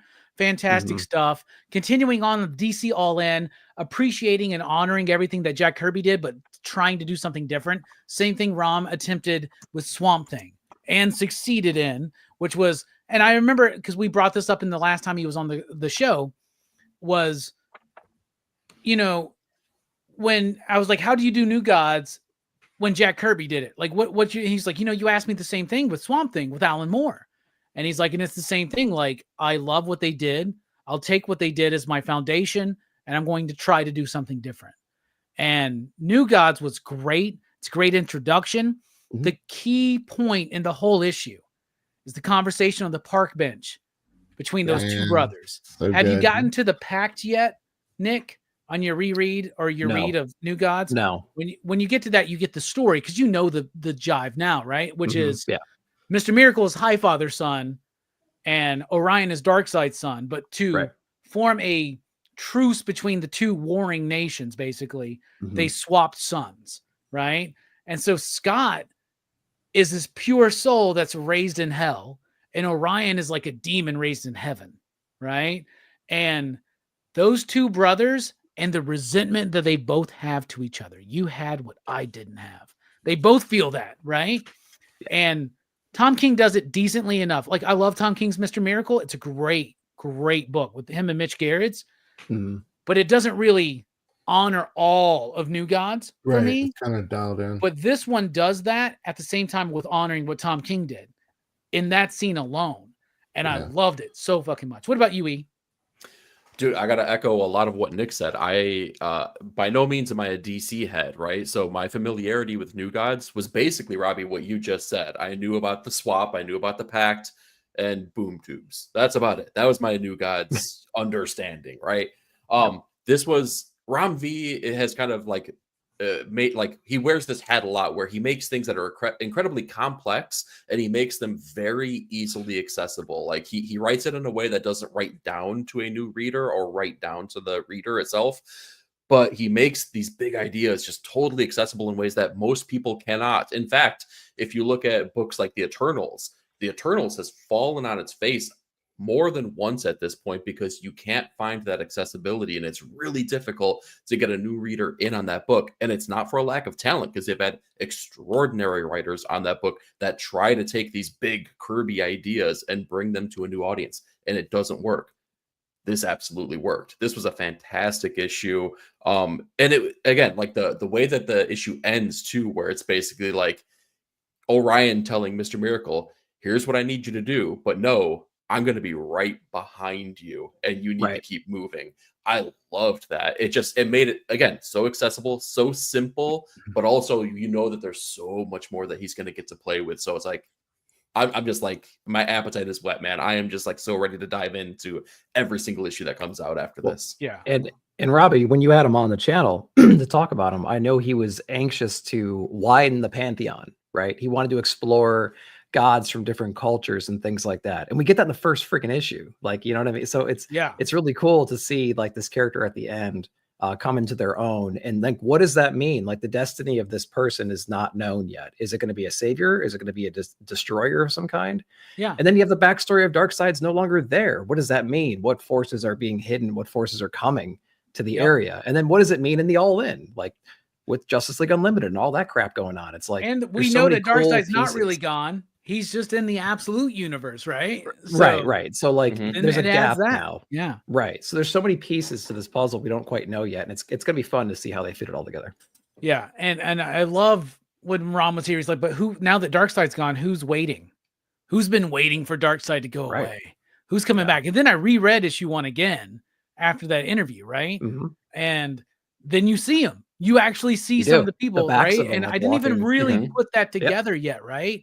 And it's also got a lot of Masters of the Universe 1987 live action film starring Frank Langella and Dolph Lundgren. It's got a lot of that kind of influence there. And I brought that up to Rom and he's like, I've never seen that movie. I was like, you really need to. God damn it. Yeah. Because that movie is New Gods. That movie is so New Gods inspired. And it's the New Gods come to Earth. And there's something everybody's after. And in this case, it's the new God. And part of the idea of Kirby's Fourth World is we always have the threat of, oh, this is the fourth world. So there's a fifth one coming, right? Grant told that story with Final Crisis. And now I guess we're telling it again. I don't know. I guess we forgot Final Crisis because it didn't quite hit with everybody. What about you though, Bearded? What do you think about New Gods? Man, Robbie, you just took me to a place deep in my soul. I'm just hearing do, do, do, do. Yeah. Everybody needs a cosmic key, man. Oh my God. So good. I missed out on it. It was on my list to pick up. My shop didn't have it when I sent my wife to the shop today to get it because I knew it was going to be talked about. And he was out, which is a good thing. So I'm going to be out hunting around. My schedule got mixed up with all this holiday release dates and things. So like it's one that like I was anxious for. I forgot to put it on my pull list. And now I'm reaping the fault of that and having to go hunt for it. But yeah, I'm absolutely looking for it. It's great. It's one of my favorite covers of the year too. The Evan Cagle acetate cover. Yeah, acetate. We had one copy and I passed on it. It was sold the next day. I was like, damn it. Damn. Oh man, I ordered so many of those and they sold out because I knew people like everybody wants an acetate cover without extra staples. Like everybody wants that. Just add room. What about you, Stu? What'd you think about New Gods? Oh man, I was blown away. Just a couple pages in, you're just like, man, this is a special book, right? I thought the way Ron B came in was just so poetic and brilliant and confounding. You know how I know this is going to be a good book? Because Nick pulled out the cork board and he fed it into the AI. He said, I did. Tell me what the hell he's talking about. The first 4 pages of this book. A la Precious Metal, I'm like, oh man, this is like anytime Nick's feeding a comic book into the AI to tell him what's going on, I know we got a winner. So. Oh yeah, with the gloopaplas of the such and such destroyed the blah blah blahs. And I'm like, Jesus and it's still ever. I'm looking up words like it's amazing. Like, but I love that. You know what I mean? That's something you don't normally get from a comic book. Also, man, the Jorge Fornes opening artwork, freaking brilliant. I love that we're getting. Who is it? Lonergan, Jesse Lonergan next issue. Jesse Lonergan, like and then it's gonna be awesome. Ricardo Federici as well. Like I just love perfect. I love that idea and how they're playing with like different artists telling different parts of the story. But yeah, dude, I like you guys said about the ending. I love the way Robbie, what you said about Ron B making the story his own. I love that we have a child from India and like he's bringing that part of his culture. That's what I love about these Ron books. I mean, like Rare Flavors was such a eye-opening experience when you talk about terms of like cultural palettes and diets on the other side of the world. It was just such an informative book in so many like brilliant ways and a great way to learn about how people live and eat on the other side of the planet. Like, so that's what I love about Rom. He's always true to himself, even taking on these epic properties, Kirby-esque, but it was everything you could have wanted. Cagle, I can't say enough things. Like when you talk about that opening sequence where we had the title page and how the grid was kind of like evaporating as it with like that double page spread was so brilliant. And then, like Nick said, the close-up shots, like when Orion takes off his little mask at the end, right? And we see the dark side face, like that was kind of awesome. Yeah, that was so dope. There were so many dope moments. Another little moment I love is when Highfather's calling Light Ray, and he's basically telling Light Ray to go get Orion.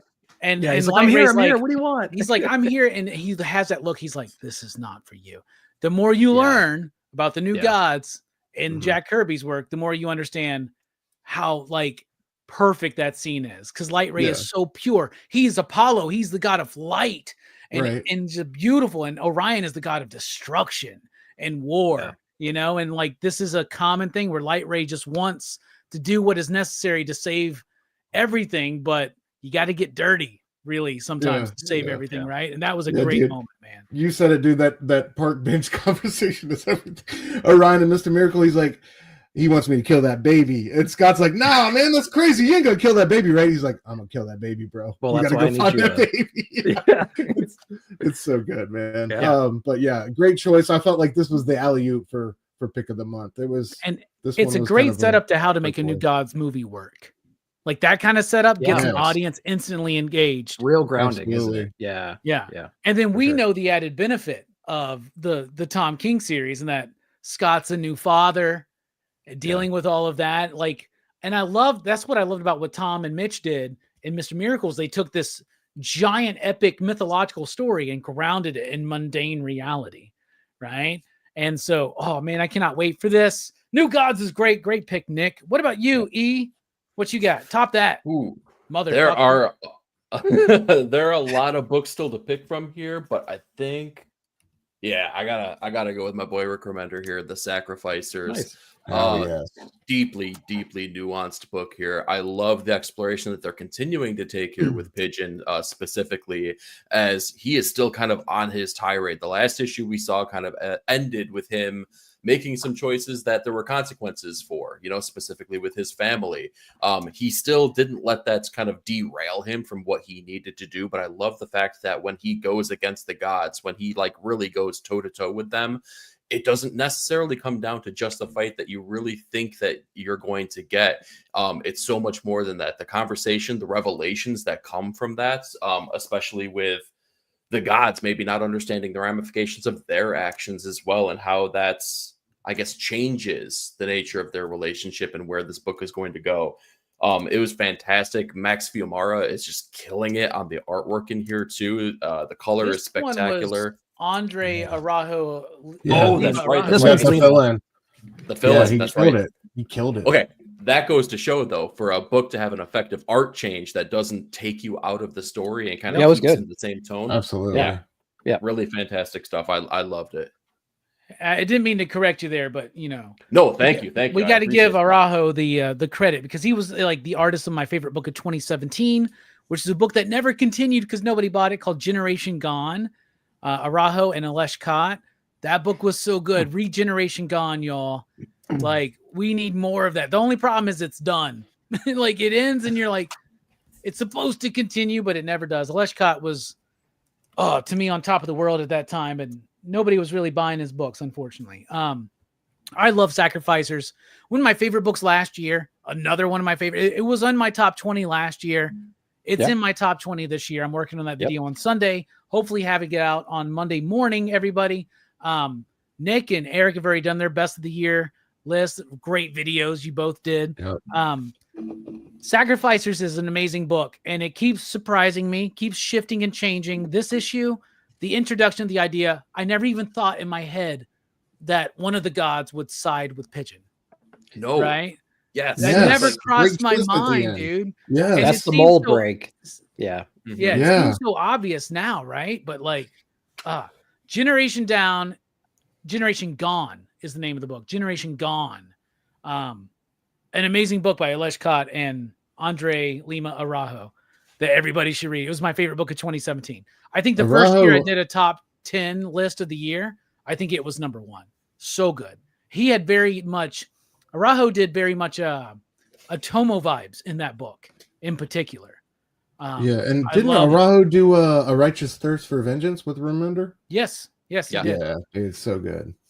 And then he did some humanoid stuff, I think, with Bendis, which nobody paid attention to. Speaking of nobody paying attention to him, Bearded, did you read this one? What'd you think?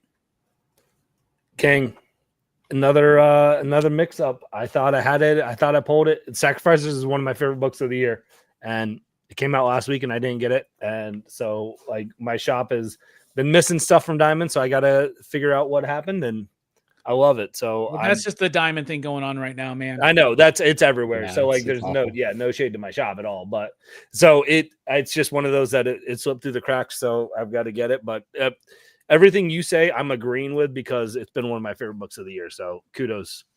That would be an interesting stat for us to have, Greg. I don't know if you have this, but how many picks did we all have where someone was like, I didn't read it. I don't know. Well, something happened.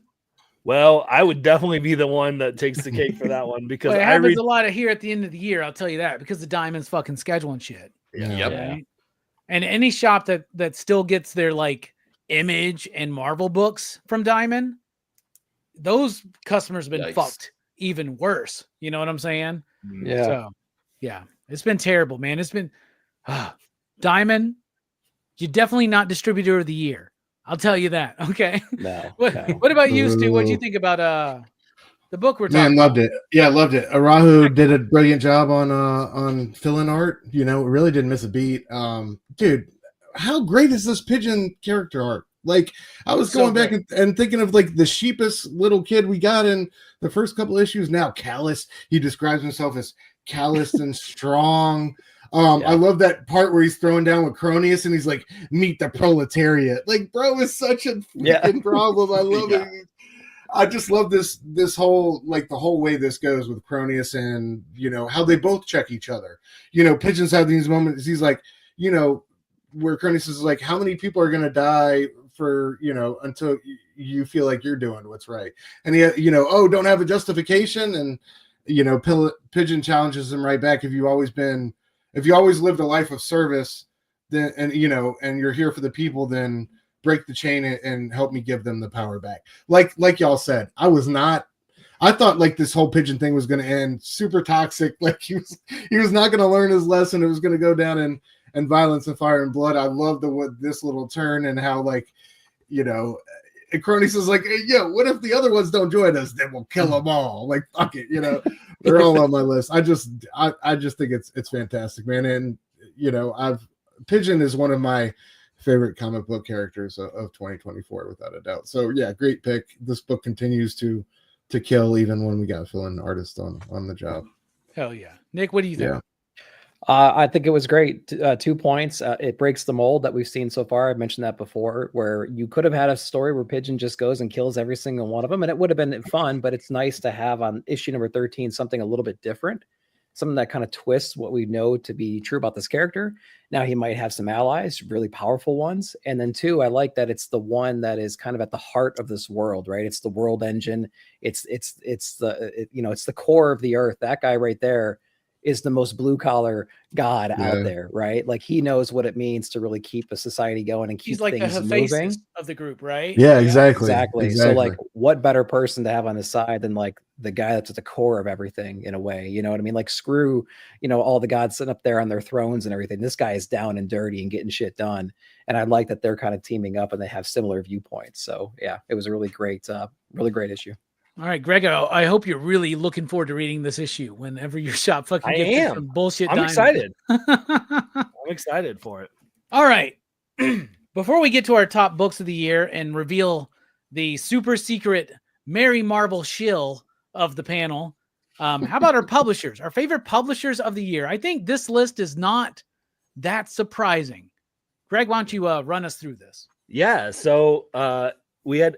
I took off, so Image won it with 36, and that number is not including Skybound as Image, even though it's an imprint. So if you want to put it up there, it would be 49 picks by Image. Yeah, that's right. So, which is fantastic. But because that means almost like that's ridiculous. I mean, obviously, Image is the publisher of the year. That's ridiculous. I'll tell you what though, y'all literally 1, 2, 3. We're up to DC's at 40, or is that 28 now? Just from this episode alone. Yeah, no shit. So like, but I thought it was really Dark Horse was with 8, and that was Helen of Windhorn, and then Barfly was that Dark Horse? Maybe some Minor Threats, some Minor Threats, Monster Lies, Minor Threats, maybe. Here, let me I'll pull it up real quick. Dark Horse, it was Monsters Are My Business. Dawn Runner was one, Helen of Windhorn, and that was it. Interesting. Wow. So Skybound then crushed it with Transformers, the Joe books, Frankenstein. Yeah, and the Energon. I think you picked even an Energon free comic book day, Robbie. I did. I picked a free comic book day book. Yeah, you and Joe both picked free comic book day books in May, which is great. DC, those are with Black Label books, are thrown into that DC pick. So if you're wondering, which look at Marvel up there, man. Marvel. For people that say we don't talk about Marvel books a lot, they was picked 13 times. Yeah, we talk about them as much as we do an imprint of Image. Yeah. But that's funny. But that just is telling. That just is telling how like Image is just crushing it. But yeah, DC, you have your Black Label DC books in there, so you know that also gets a lot of like the Hellblazers that you guys picked, or Zatanna bringing down the house. Those kind of picks come into there. But Image with that one time I picked Nice House by the fucking Sea. Yep. Yep, that's cute at all. Ghost Machine is up there a lot with that. I think we had 4 Ghost Machine books picked up. So it's interesting to see a lot that were up there. Surprisingly, someone mentioned Void Rivals. Never was a pick. Wow. Yeah. Always in honorable mentions. Always in the rapid fire, but it was never a pick. Well, we can thank our secret Marvel shill for Marvel hitting the middle of that list. We'll reveal that later. Before that, though, round 2 continues. Greg, what you got? I debated this a lot, but I'm gonna be a shill for Dick Tracy. Dick Tracy 6. This is a new arc. You're getting the first arc. All was Big Boy, and I know none of y'all read this, and that's fine. But we're getting to see a new piece of the world that we're with Dick Tracy, and I think that's a very important part because obviously you have Big Boy is overarching on everything here with it, but he's now a sideline because now Dick Tracy has met him as a threat. But now we're getting to see some other, and see the kind of the mafioso, the mob boss is kind of looking. Lips Manless is gone from that. So we're seeing the kind of the takeover of his club. We get some Breathless Mahoney in here now, which everyone loves. And they do the blank, man. The blank shows up, and they do a twist on the blank of more of like a vigilante, a little bit more of like a vigilante killer in the midst of this world, going after mob bosses. And I think it's going to be an interesting take to see, like, in this world where we're so used to superheroes with vigilantism, because that's what all our superheroes are, of what it is of like having a good detective with Dick Tracy and having to deal with a vigilante, right? And like how far is too far and stuff like this. So I think there could be some really fun things that they explore. It's a good, if you like a cop book and you've never read anything about Dick Tracy, go for this as just a cop book. So I like it. It's always been fun for me. And it hits the nostalgia, which is fantastic for me. And it's what I want in my comics. So yeah. To answer your question, Mike, I know we brought up Mark Spears Monster #1 on the channel because Damien brought it up. Yes. Because I was already accused of being too much of a shill for Mark since he was my homie. By the way, me and Mark have an almost 3-hour conversation here on the channel. You should go check out because it's one of the most authentic conversations I've ever had because we're just old friends and we're talking mostly about shit y'all don't know, but you find out more about his journey and even my journey over the last, you get a lot of information about our lives 20 years ago. So go check that out. But yeah, love what Mark's doing. Did something no comics ever done. Broke 200% increase from issue 2 to 3. Get the fuck out of here. That's ridiculous, man. Awesome. ridiculous. And his crowdfund right now for The Monster and the Wolf is like over 250 G's. What the fuck, dude? Marvel wishes they could get one comic to make that money. You know what I'm saying? Like that's And everybody kept turning Mark down, for years and years and years. His Monsters book got turned down. This Monster and the Wolf book got turned down. I know all the inside stories, and Mark holds grudges. So definitely check out that that review because that's pretty fucking funny. Good for him. All right. Yeah. But the book we were talking about is a great book. What book was it, Greg? Dick Tracy, number 6. Dick Tracy. I love Dick Tracy, man. Alex Segura and Michael Morisi are nailing it.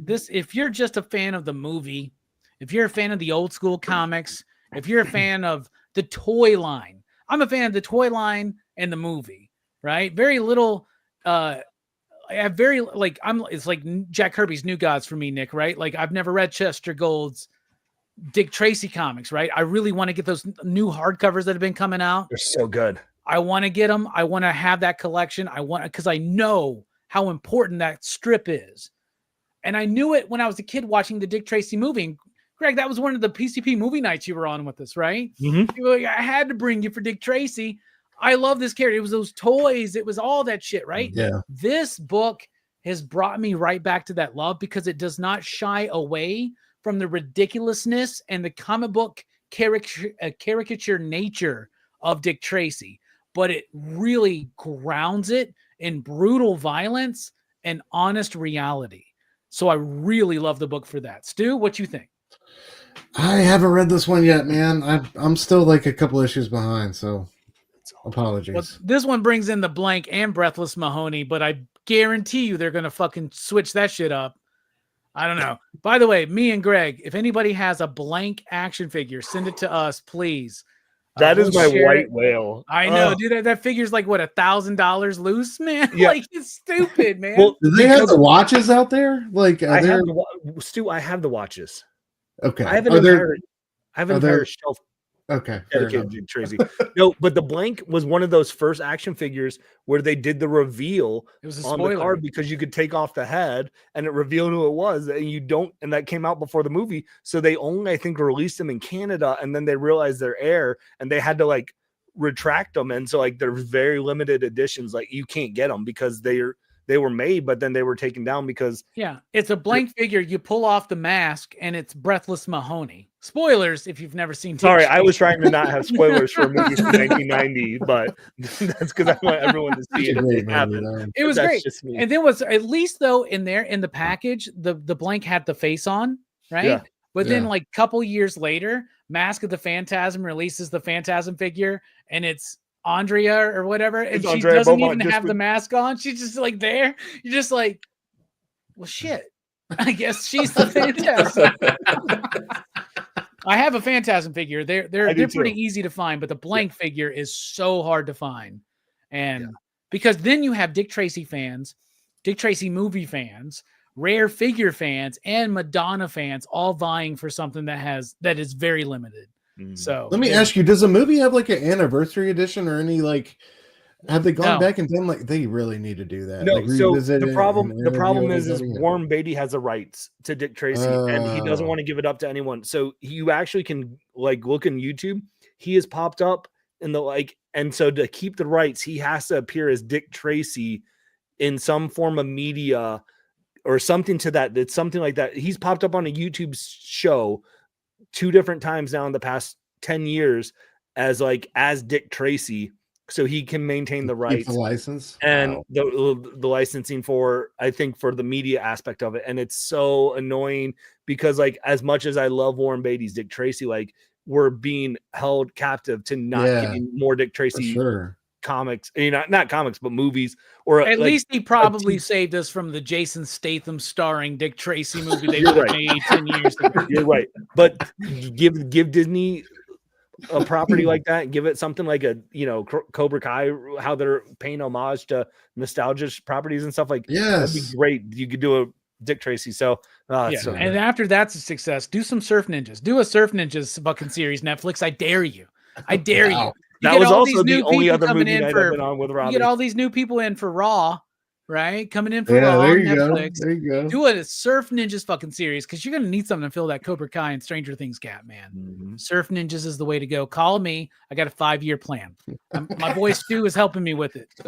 Premiering tonight after Raw. Surf Ninjas, the series you've been waiting on. Rob Schneider is the dad. Oh my god. Let's fucking go, man. It's a very problematic show, and it's great. Nick, any thoughts on either the Dick Tracy comic or Warren Beatty's asshole nature of keeping the rights? That dude's like 90 years old. You ain't doing shit with it, man. Let it go, bro. Let it go. No, I mean, I'm surprised they didn't make a remake or a sequel to the NES game. Maybe they did, but those driving controls really game sucked in sucks, that game. Man. That's like, oh my god, like... up is down, left is right. I couldn't drive in that fucking thing. Hated that game so much. No, there's tons of figures on eBay. They're just $2,500, man. That's insane. Yeah, right. No, is this from the? Are they like from the movie figure? Who's the richest person we line. know? Okay. Who can buy 2 blank figures right now and send them to me and Greg? You'd make our fucking day. You can get all the gangsters in like a lot for like $100, and this one's $5,000. It's insane. Yeah. Incredible. No, I'm not. I didn't read this one. I read like the first. Well, what is it? 6? Is your 6? This is 6. So this is a new arc. So okay, I read the first arc. I haven't read this one yet. Yep. But it's on my backlog right now. Fucking Diamond. Fucking Diamond. Yep. I mean, fucking Diamond. Because you can get your Mad Cave books from Lunar, but they come a week late. But I guess if you get them from Diamond, they come 2 weeks late. What about you, E? Are you reading Dick Tracy? Surf Ninjas is great. I really like it. No, I dropped off of Dick Tracy though. After Eric, the first start thinking of done. like 5-year TV show plans for Surf Ninjas. Everybody on the panel, start thinking about it. We could be the writer team. We could be the next man of action. We could be the Joe Casey, Joe Kelly, Duncan Raylo, and Steven Seagal of our new generation. Is what we could do. There you go, and then we'll all have enough money to buy that figure. Yeah. Yes. Mad Cave, by the way, has had a good year. They really have. Flash Gordon's been good, as Fable is saying out there. Mugshots is good. Yeah, they're doing a little bit of a turnaround. Awesome. Mad Cave has done it. Yeah, done a good job this year. All right, Stu, what's a book that you want to talk about? Round 2, let's go. All right, fellas. I'm going to go Absolute Wonder Woman number 3, released this week. One of my 3, man. Yeah, that was one of my 3. This is my favorite issue yet. Amazing cover. I think my favorite cover yet, probably from Sherman. Really leaning into the magical witchy element of Diana on it. But yeah, Thompson continuing to do a wonderful job kind of balancing the here and now with this invasion of death personified in the Tetracide and in the present, but also like, the insightful and formative tidbits we get with, the origin and things that happen in hell. We find out a lot about Steve and how he got out of hell in this issue, which was super dope. Super cool revelations. Sherman again on the art, the page where we're kind of told how the Tetracide operates and how it kills through the page layout of an ancient vase was like fucking brilliant, man. And one of my favorite pages of the year period, I think. It was just so beautiful and so well done, and I just love the way that they paced that out and chose to present that to us. Robbie, you said this on your show. Or on your review, and I think it's so true. It feels so true to Diana, and it feels uniquely her, but it's also uniquely something else entirely. And I think the entire team is killing it. Jordi Belair on colors. There's a page in here where it's not even like a big page. It's like a red light, like a red neon light back alley scene between Barbara, Minerva, and Diana, and it's drenched in all these neon reds and oranges, and it's just gorgeous, man. And I just love the way it ended with her address to the public. I felt like that's what we should have got in Wonder Woman 1984, the movie. But just so many brilliant, hard-hitting moments, but also feeding us enough like backstory and like little like origin insights, like to keep us like intrigued about how this all this came to be in the first place. This book, I think, Batman was up there for me, but I think with number 3, Absolute Wonder Woman kind of took the torch and it kind of separated itself. But this is my favorite Absolute book. And like I said earlier, between I'm picking 2 number Wonder Woman books tonight, but between this and Tom King, dude, it's a no-brainer. So shout out to Diana, dude. It's such a fucking great book, man. You're right. This is a Diana that's raised in hell without the sisterhood of the Amazons by Cersei, who is typically one of her arch enemies, right? And the character is different because of it. She uses magic a lot more. She uses dark magic, blood magic. She's very visceral, but at the same time, she's still Diana. And what I love about it is because it still speaks to the core conflict of the character.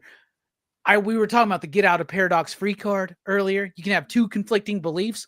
Wonder Woman, believe it or not, can be an ambassador of peace and a warrior for justice at the same time. She can be a pacifist and a warrior, right? Because she ain't a coward. She's brave. She's a soldier. But at the same time, she's not a warmonger. You know, she's not bloodthirsty. She is benevolent and cares about people and truly represents love.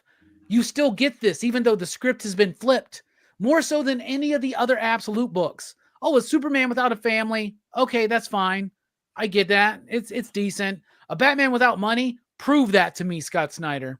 Prove to me this motherfucker doesn't have money. Okay. But this is the one I think out of the 3 Absolute books right now that's getting swallowed up. Right. And I don't think it's fair. This is the one I think everybody should be talking about. This is one of the books, one of the rare 3-issue books that might make my top 20 this year because it is that fucking strong to me. Her level of sacrifice, that works. Yeah. Now, if Scott Snyder did that, she's now got a crazy ass robot arm. They're not going that route, but man, to give us already the core of not just Diana, even though you're really subverting things, you're doing a different take on Cersei because of it. The Tetracide, the idea of the 4 deaths, that kind of chilled me, man. Right? The death of the body, but the death of the mind and the death of the soul. And like, I fucking loved that, dude. I thought that was great. I love the ideas behind it, but also being able to not just do that, but give us the relationship between Steve and Diana within 3 issues and make it feel more authentic and genuine than anything else I've seen. Tom King did it because he killed Steve Trevor. Spoilers, that book came out a few months ago, so no worries. Steve Trevor's dead for now. Fine. But like in this book, I fucking love how they're building that story up, and it's been the most authentic Steve-Diana relationship, in my opinion, and they haven't, I don't even think they fucked yet. You know what I'm saying? But just goes to say you don't have to have sex to be in love.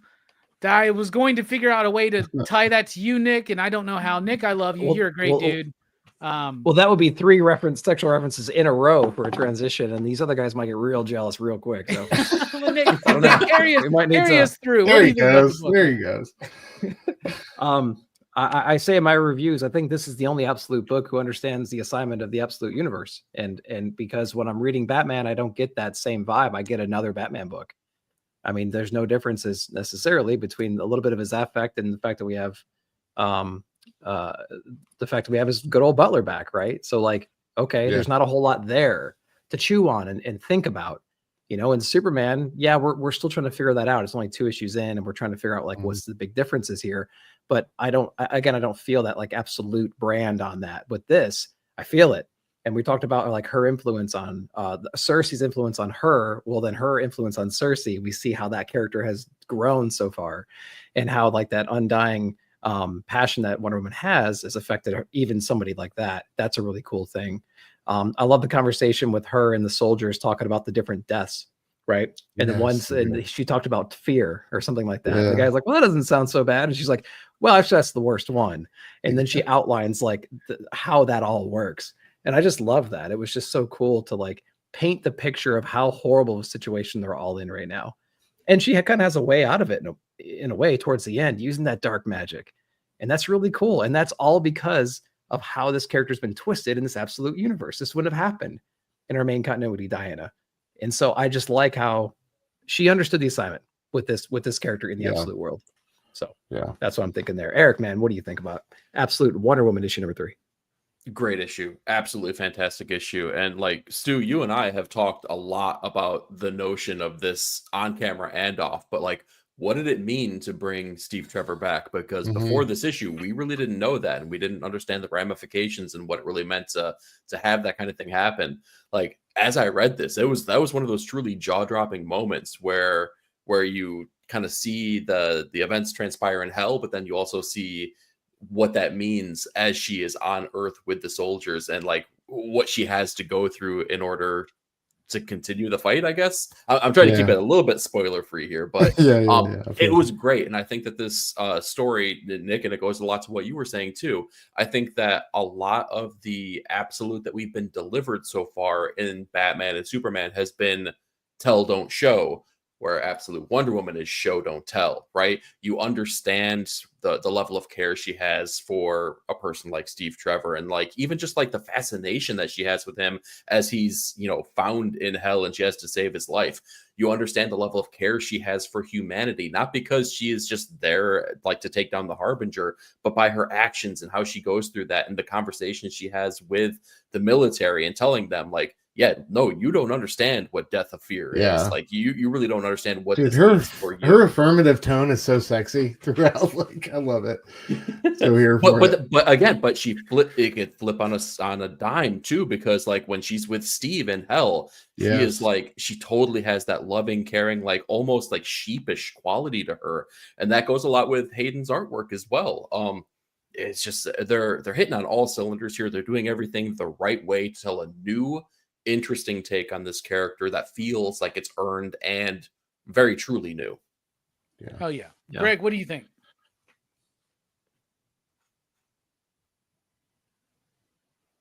Don't tell him. Totally agree. He's showing off his Dick Tracy watch too. It's so embarrassing. I know. Oh, Dick, good point.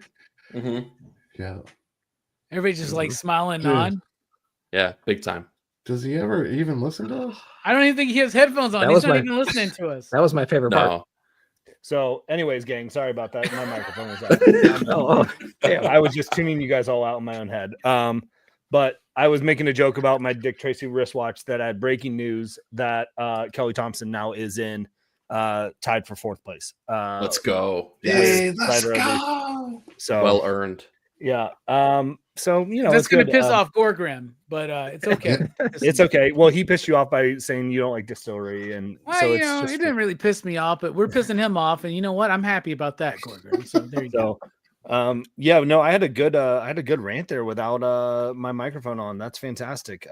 We were trying to tell you, but like you don't even listen to us. Man. I wasn't listening to you guys. I block you guys out because I'm like, nah, they're just ripping on Dick Tracy. And like, I don't blame you. It wasn't even a shtick. Like it just didn't happen. Anyways, absolute Wonder Woman. But we didn't all have our Dick Tracy watches. Like you guys couldn't communicate with me. Yeah. So no, absolutely everything you all said is great. Kelly Thompson, Hayden Sherman is what their work is fantastic. This is the best absolute book out there right now. I don't dislike Batman as much as I think this panel seems to dislike absolute Batman, but issue 3 was the best one. But tell me that this is a Bruce with no money who can turn a fucking car the size of a goddamn building into like the fastest little coupe out there. Get the fuck out of here, man. It is stupid. Stuck on the car still, bro. I mean, listen, there with that, there's a little bit of disbelief where I have to go, dude, he pulled his bat emblem and turned it into an axe in the first issue. Yeah. I'm not worried about how much money he's spending. If he can could make a fortune with that technology, is what I'm saying, man. That's obviously some crazy technology. I just feel like you're focusing in on one hang up that's with the car. One hang up. The money. Well, that is the premise, though. They've been selling it as a broke Batman. Like, okay, well, what's the absolute twist with that? If that's not it, Alfred's alive. Yeah, you didn't. It's kind of staircase on the front of it. Gorgrim, you did not hurt my feelings, man. We're talking about fucking comics, man. Come on. No, it's yeah. Anyway, we can go down. We've seen people pull swords out of bags. Watch Harry Potter fable. That's what I'm saying. Okay, she's magical. She's from hell.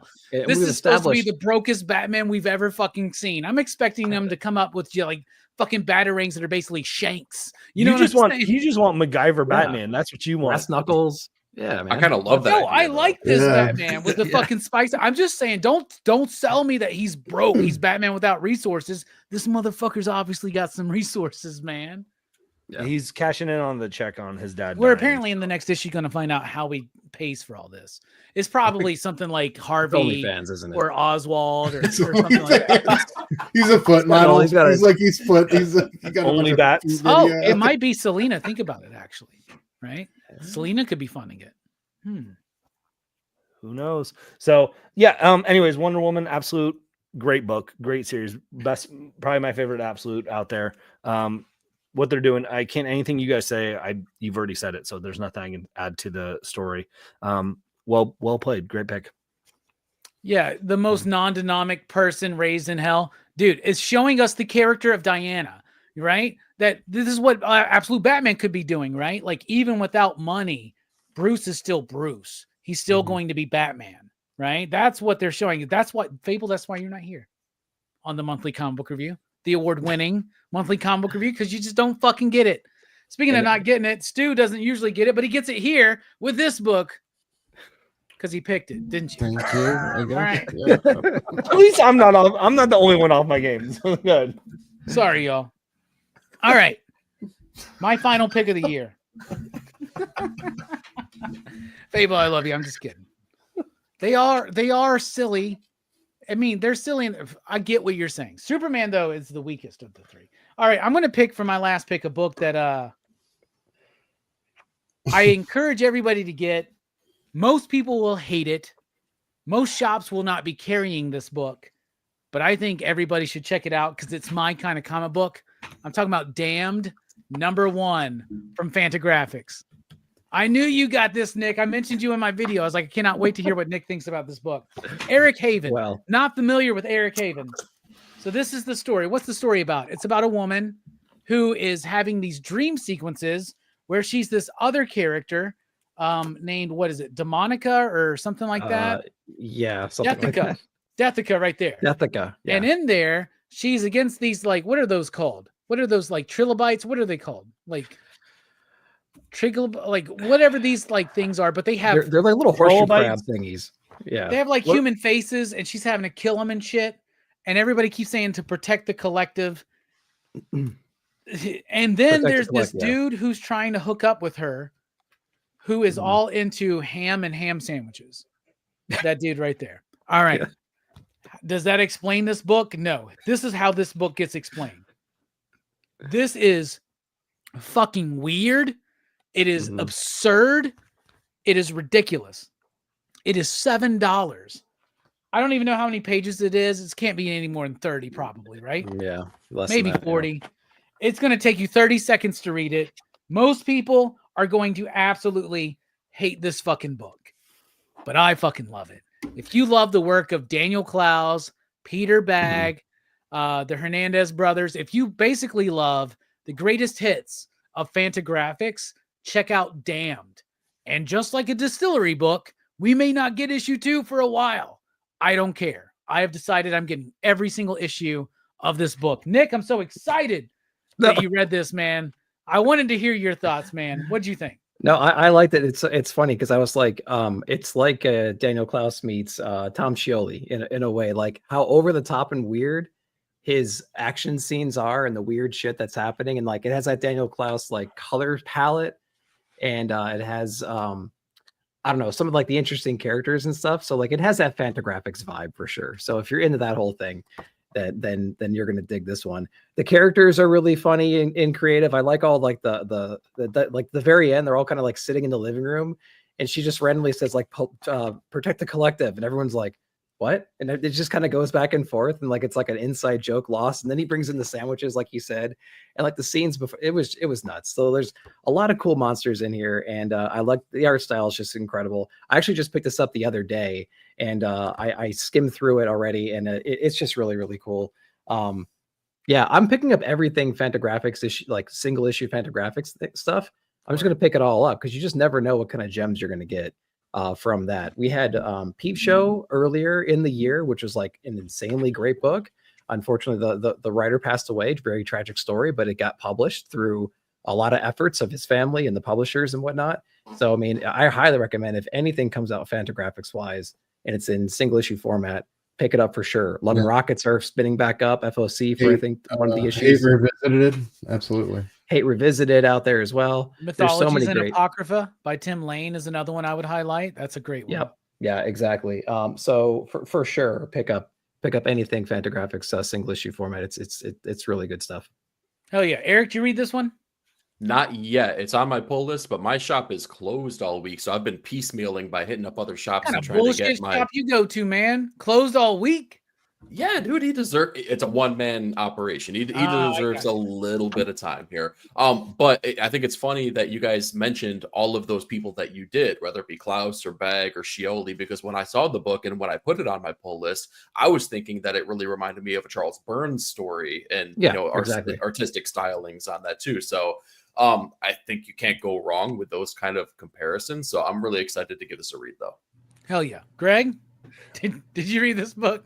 I didn't, and I put it on my list because of Nick on his Sunday scroll through. He was like, I got to pick this up. I was like, it's a Fantagraphic book. I'm like, yes, I'm in. I love I'm with you all on Daniel Klaus, Monica, so like everything. Like that's my cup of tea, and I'm just out my game in this December, like trying to do content in December and read. Plus, fucking Diamond. Just say fucking Diamond. Yeah. No, I'll put this on me because I did not put it on, and my shop is such a small shop that if you don't, they're not going to get that book. So like, and there's very few shops around that are going to get it. So that was just an oversight on my part. But man, I'm excited for it. Oh yeah. You know what else? Dude, you read it? Eric and Stu reminds me of Sanjay Rail's stuff as well. Like the scenes where he's busting in and there's guards in the dungeon and stuff, and like the interaction, it has that vibe through the whole thing too, and it's very much like his art style too. So yeah. Stu, you didn't read it, no, not yet. No, it's waiting at the shop for me, but haven't got to it yet. All right, get it on Ink and Insights next week. Come on, man, let's see it. Heard that. Or whenever you guys come back. I think you come back at the beginning of the year, right? Yeah, the 8th. We're coming back for our best of 2024 show. Coming back strong. Yeah. All right. Those are 2 rounds of picks before we get to rapid fire. And before we reveal the secret Marvel shill, how about our top 5 books of the year as determined by our picks here on this show throughout the year? Greg, lead us through. Yeah, actually take that away real quick. Yeah. So there's an 8-way tie for 5th place. That all have 3 books, and this is what's funny is it tells you the interesting thing because how books come out, right?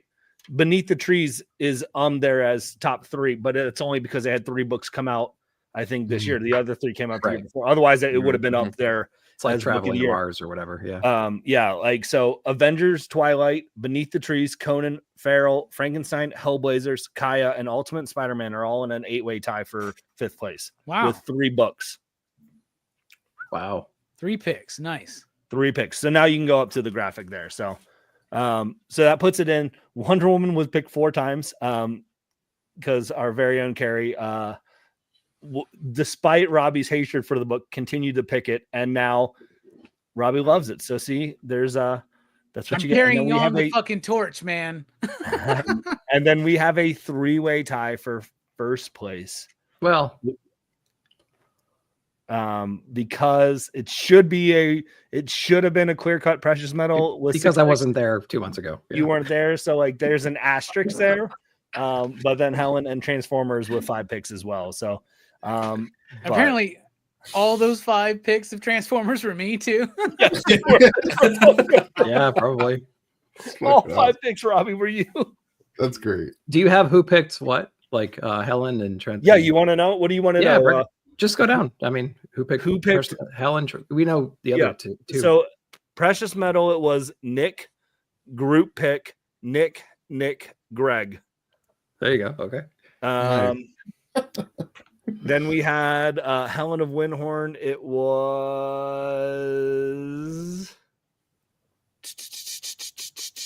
Let me just sort it real quick. Helen of Windhorn was Nick, Manny, Eric, Robbie. Ooh. Nice spread. Okay. Transformers was Robbie. Wonder Woman was also Carrie. Hell yeah. That's a good top list, though, I think, for us, especially with the 8-way tie. Yeah. Some good books. Absolutely. All right, we're about to reveal the Marvel shill of the panel, but before we do that, rapid fire. Nick, you're up first. Let's go. I'll just grab like 4 and we'll go from there. Let's do this right here. Okay. Moon is following us. Danny Warren, Johnson, Riley Roswell, Mike Spicer, issue number 4, another solid issue. I'm double dipping Eric on those covers. I get the Riley and then the D-Dubs one as well. Mm-hmm. Yeah, you got to get that when you can. Yeah, we're just further exploring like what it means to go into this fantasy world. Our guide is tapping into like a more powerful way to get into the Matrix, I guess, inside of here. More stakes. We get to understand like more about the villain and things like that, and we're kind of rallying our forces together to take on the threat, going on the offensive, leading towards the end of that issue. That's a great one. We talked about Tom Scioli, Godzilla Monster Piece Theater, issue number, what is this, 2, right? This book is awesome. Like I like issue number 1. Way better than issue 1, man. I like issue 1. This one was so much better than issue 1. When Dracula showed up, I was like, dude, forget about it, man. Forget about it. Go back and read that. There are like, I mean, like there's spreads like this shit right here. Yeah, this that just make you go like, oh my god, like what are we doing, guys? This is so cool. Show us the one with him on touching the Eiffel Tower, which they give an electrical charge like to. Look at that. Oh yeah, stuff like that with the yellow submarine, by the way. Yeah. Where is that one? It is right at the end. Yeah, it's towards the end. It's so look at that one. Oh, it's like our man just touched Blanca. Yeah, and then you get like there's so many great scenes inside this. Anyway, it's really cool. It has that nostalgic vibe, but it doesn't bog you down with like some of that dialogue. It modernizes a lot of that. Characters that never could exist are all inside this book. Couldn't exist together. Awesome thing. Who do you think is going to show up next? Who do you think is going to show up next issue? Who's your character from? Didn't they reveal it already? Like I just forgot. I can't remember. Maybe I love that it's like Tom Scioli's League of Extraordinary Gentlemen meets Godzilla is what it is, man. I love it. Yeah, because we had Gatsby, Sherlock. I think the Time Machinist was at the very end. I think Jules Verne's was at the very end, but then like Dracula's inside this one, and it's like, are you kidding me? This is so freaking crazy. I read some of the holiday tie-ins, but like Rockefellers was one of the best. Just like that's a good one, passive ones. Like it didn't like force it, and it just worked. You know, the interior artwork continues to be so strong by Manipul, and Peter Tomasi is telling a great story here, but it's still pushing us a little bit forward. We learn a little bit about our villain inside of here, which is cool. But the interior artwork, like some of these scenes in here, are just spectacular. So, did you like this? Really did you like that better than the first issue? I think that the first issue did a spectacular job of like introducing us to all the characters, but then this issue here kind of like solidified like their voices, right, and their interactions together, and just kind of it was a heartfelt story. We're up into the holidays. I don't know if I liked it more than issue number 1 because that was just a great setup issue to get us into this world, but it was a great complementary issue because it took all those relationships and voices and it made us feel like a part of the family. So it did a good job. So shout out to the Rockefellers team. And then I'll add one to the Marvel stack right here. Ultimate Universe, 1 year in, issue number 1. I actually enjoyed it, man. It was pretty cool. First, we got this Miller cover right there, which is really cool. But this is actually like what is it? It's kind of like one of those notes you leave behind in case you're killed or something like that from Nick Fury's perspective in this Ultimate Universe, and how he's been made a pawn by the Makers Council and how he's kind of snapped and he wants to seek revenge on them and take everything out and enact his plan to do so. But, you know, maybe they're one step ahead. So it unpacks all that. And it's like super torturous towards the end of this. And I don't quite understand like why the council's doing this necessarily. I got to go back. Maybe it's just because the Maker's a twisted dude, but like, I liked the mystery and the journey the book took you on, and then the revelation at the end. So shout out to Marvel for putting out a good one there. Yeah, I think it's because they don't trust anybody, but they'll trust an AI they know will break down, that they can turn the off button on, right? Yeah. I think that's kind of the bit there. Great book. And me and Eric and Stu had a great conversation about it on Ink and Insights. So everybody should go check that out. Eric, rapid fire, what you got?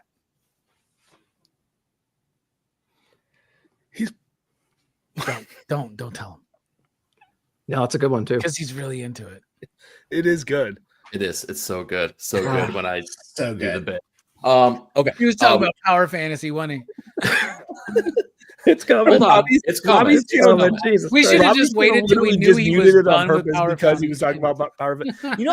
You know how hard I had to not make a power fantasy joke when you were talking about great writers on the Eternals, and I'm like, It didn't make the best of the list, best of the year list, by the way. It didn't. It needs more legs, and it's going to get there. So we talked a lot about Mad Cave tonight, though, and Mad Cave has actually put out a lot of like really stupendous books this year.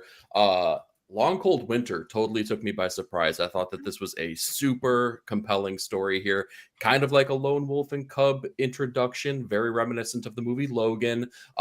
Stefano Cardacelli's artwork on here is really the selling point, though. Very graffiti-esque. It's gritty, got a lot of texture, colors really pop on it.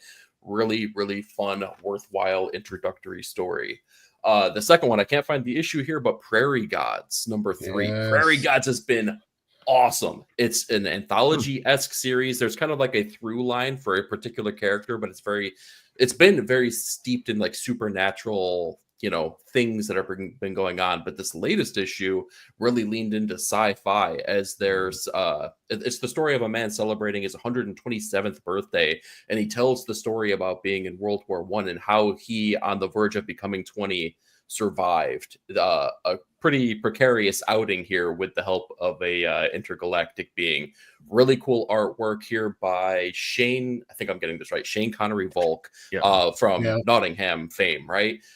Really great artistic style, very Sienkiewicz-esque, really cool outing from Mad Cave again. I would be remiss to not bring up Kaya here. This is we're getting closer and closer and closer to that future story that we've been told, where Kaya has her band of pirates and she is totally removed from her brother.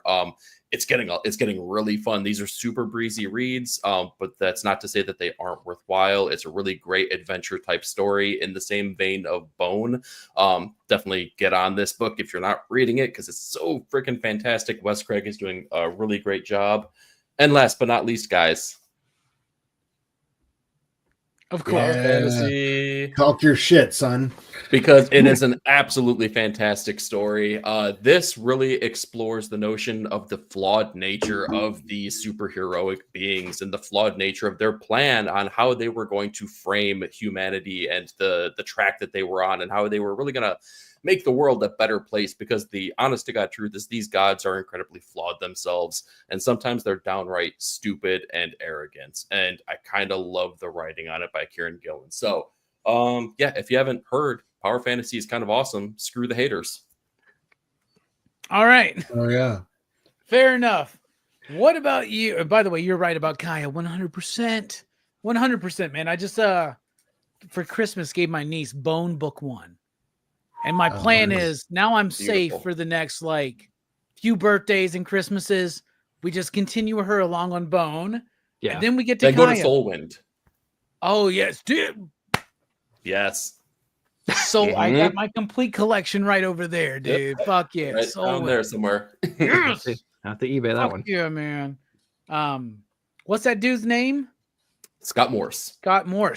He's getting back into comics now too, after being in animation for a while. So yeah, I'm pumped, man. He's gonna put people out some more books. Serpent what is he doing?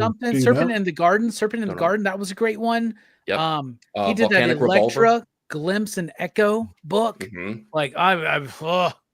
Yes, I just I'm right there with you. Anybody that knows who Scott Morse is my best friend now. So I think we've made this connection before, but I didn't remember that, so that's fucking awesome.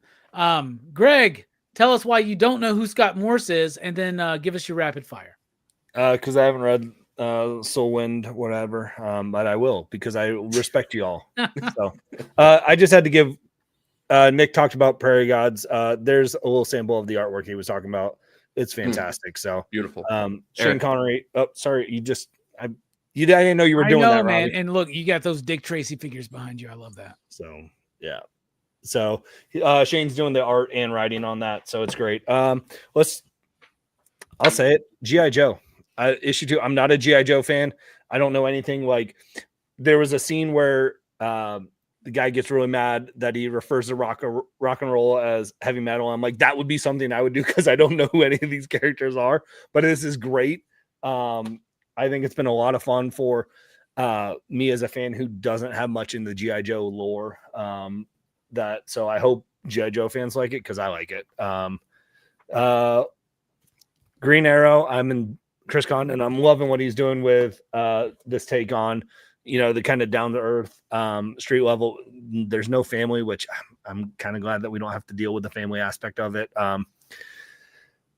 You know what? I'll be a Marvel shill tonight, and I will say Hell Hunters that just came out this week from Philip Kennedy Johnson was a lot of fun. Pretty good. Zombie vampires. I would have liked to see a little bit more of the team setup, but I thought this was a good setup for the villain and our Ghost Rider. So I was there. And then if I've been a shill for anything this year, it's been Minor Threats. And so I'm going with the Brood issue number 1. This is Secession. This is Royal Tenenbaums in the supervillain world. And it's just a lot of fun. So yeah. Hell yeah. G.I. Joe was on my rapid fire list. Love that fucking book. I'm a G.I. Joe fan, not as much as I am, say, like Transformers or Silverhawks, which Silverhawks, man, super excited for that. But hell yeah, dude. I really love G.I. Joe issue number 2. Yeah. Josh knows what he's fucking doing. So does Tom. So does Jordy. Everybody knows what they're doing. What about you, Stu? Do you know what you're doing? Rapid fire. That's what you're doing. I think so. I'm gonna, do my part to be a Marvel shill and throw Ultimate Spider-Man number 10 up there. Like you talk about great Christmas comics, that one was incredible. I love the dinner convo between Mary Jane and her sister, and then the Insidious twist we got at the end, dude. What? I can't wait to see where the book goes. It was fantastic, man. I love the way it kind of lulled you to sleep the whole issue, and then like really brought it home there at the end. I just got one more. I'm gonna go with Greg on the Minor Threats vibe and nominate Barfly, man. The conclusion to our arc. Just been a fantastic ride of a book from Kyle Starks and Ryan Brown from 6 Billion Genies. But yeah, it was so much fun and so great to see how it all wrapped up. And that's just been I gotta thank Sleepy Damien for putting that one on my radar, man. That one's been a ton of fun. So just want to shout that one out. Hell yeah. All right. My rapid fire. I got a few here. Justice League Unlimited issue number 2. Big, explosive, boisterous, Dan Mora superhero artwork, giant story, lots of characters. Mark Waid juggling it all perfectly. Everybody has their spot to shine, but everybody gets a highlight, right? And this was Martian Manhunter's highlight. A lot of cool information about that. Detective Comics 1092. Mikkel Hanin, best art of his career. I'm intrigued by the story, but it's the art. And the art in this issue is great. His coloring. His coloring is phenomenal. And for 3 issues, it's not slagged off. Let's hope that pace can continue. Absolute Batman number 3 was the best issue of Absolute Batman, in my opinion. Was it stupid? Yes. Does it make sense? No. Is it fulfilling the mission of the Absolute Universe? Probably not. But is it a fun comic? Yes. And I'll tell you this. Scott, I appreciate you. You've had so many takes on Batman. This is another interesting one. This book is sold to me on Nick Dragata's artwork.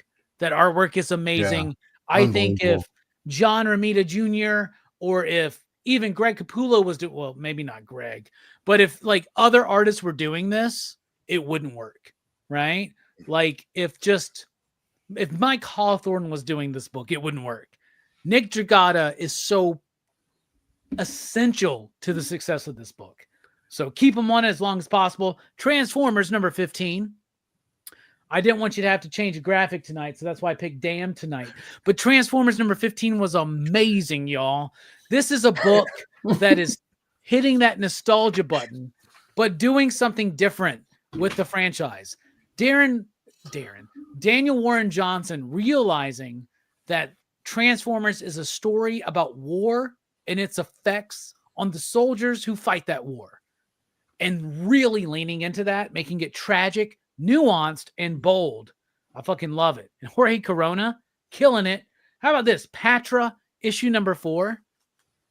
It's not a lot of people are talking about this Dark Horse book by James Robinson and Scott Collins about a young girl who's murdered, but her vengeful spirit has to come back and fight against the murderer of her and her family. Great art, a great story, a great ending to this arc and set up for what's to come. And for the final book, everybody wants to be a shill tonight. So let me be a Dynamite shill real quick. Thundercats Apex was really fucking dope, y'all. I mean, I know a lot of people got into Thundercats and kind of dropped out of it. Maybe a lot of people didn't like Drew Moss's art. I love Drew's art. I love what Declan's doing. A slow build up. He had like the introduction of the Thundercats in the arc 1. And then in arc 2, he was like focusing on different characters, including some of the villains, right? Just elaborating some of the story. And now in Thundercats, he's back to Lion-O versus Mumra. And it starts happening in issue number 11, which was great. But Thundercats Apex, which is written by Ed Brisson, who is the upcoming writer on Silverhawks and Thundercats Lost. So he has a love for this property. You can feel it. It's got the great Mark Spears cover. You know how much I'm a shill for Mark Spears. Dude, can I just say something real quick? I watched the interview I love the interview you did with him where you brought him on and your introduction is you're singing the theme song like all out with your lungs like full bore, and he does like you're like, hey man, how you doing? He just doesn't know how to, like, he's like, I wasn't expecting all that. It was so hilarious. Oh, when I had Ed on, right? Yeah, when you had Ed on and you were doing Silverhawks, Silverhawks, and Ed's like, thanks, bro. He doesn't know what to do. I'm like, station, wings of silver, nerves of steel. He's Canadian, man. They're probably not used to it, but it's okay. It was awesome. No, Thundercats Apex was great. So Apex is like a new character they created. We get the full reveal of who this character is, and it could have been one of those, it's a Thundercats special from Dynamite. We've seen this kind of shit. Dynamite really gives a shit right now about what they're doing. Right? Space Ghost is great. Johnny Quest is great. Herculoids. Just wait for Herculoids, y'all. That book is so fucking good. But Thundercats has been solid, but I see a lot of people's interest waning. Dude, Thundercats Apex was great. First of all, the revelation of who Apex was is phenomenal. It's so obvious, but at the same time, so fucking cool. And the setup that it has, this is Thundercats that appreciates what came before.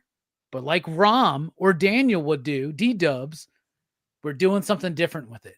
We don't want to give you the same thing that you've already seen. Kelly Thompson did the same thing with Jim and the Holograms, right? Oh, you got plenty more gargoyles coming, bruh. You just wait, dude.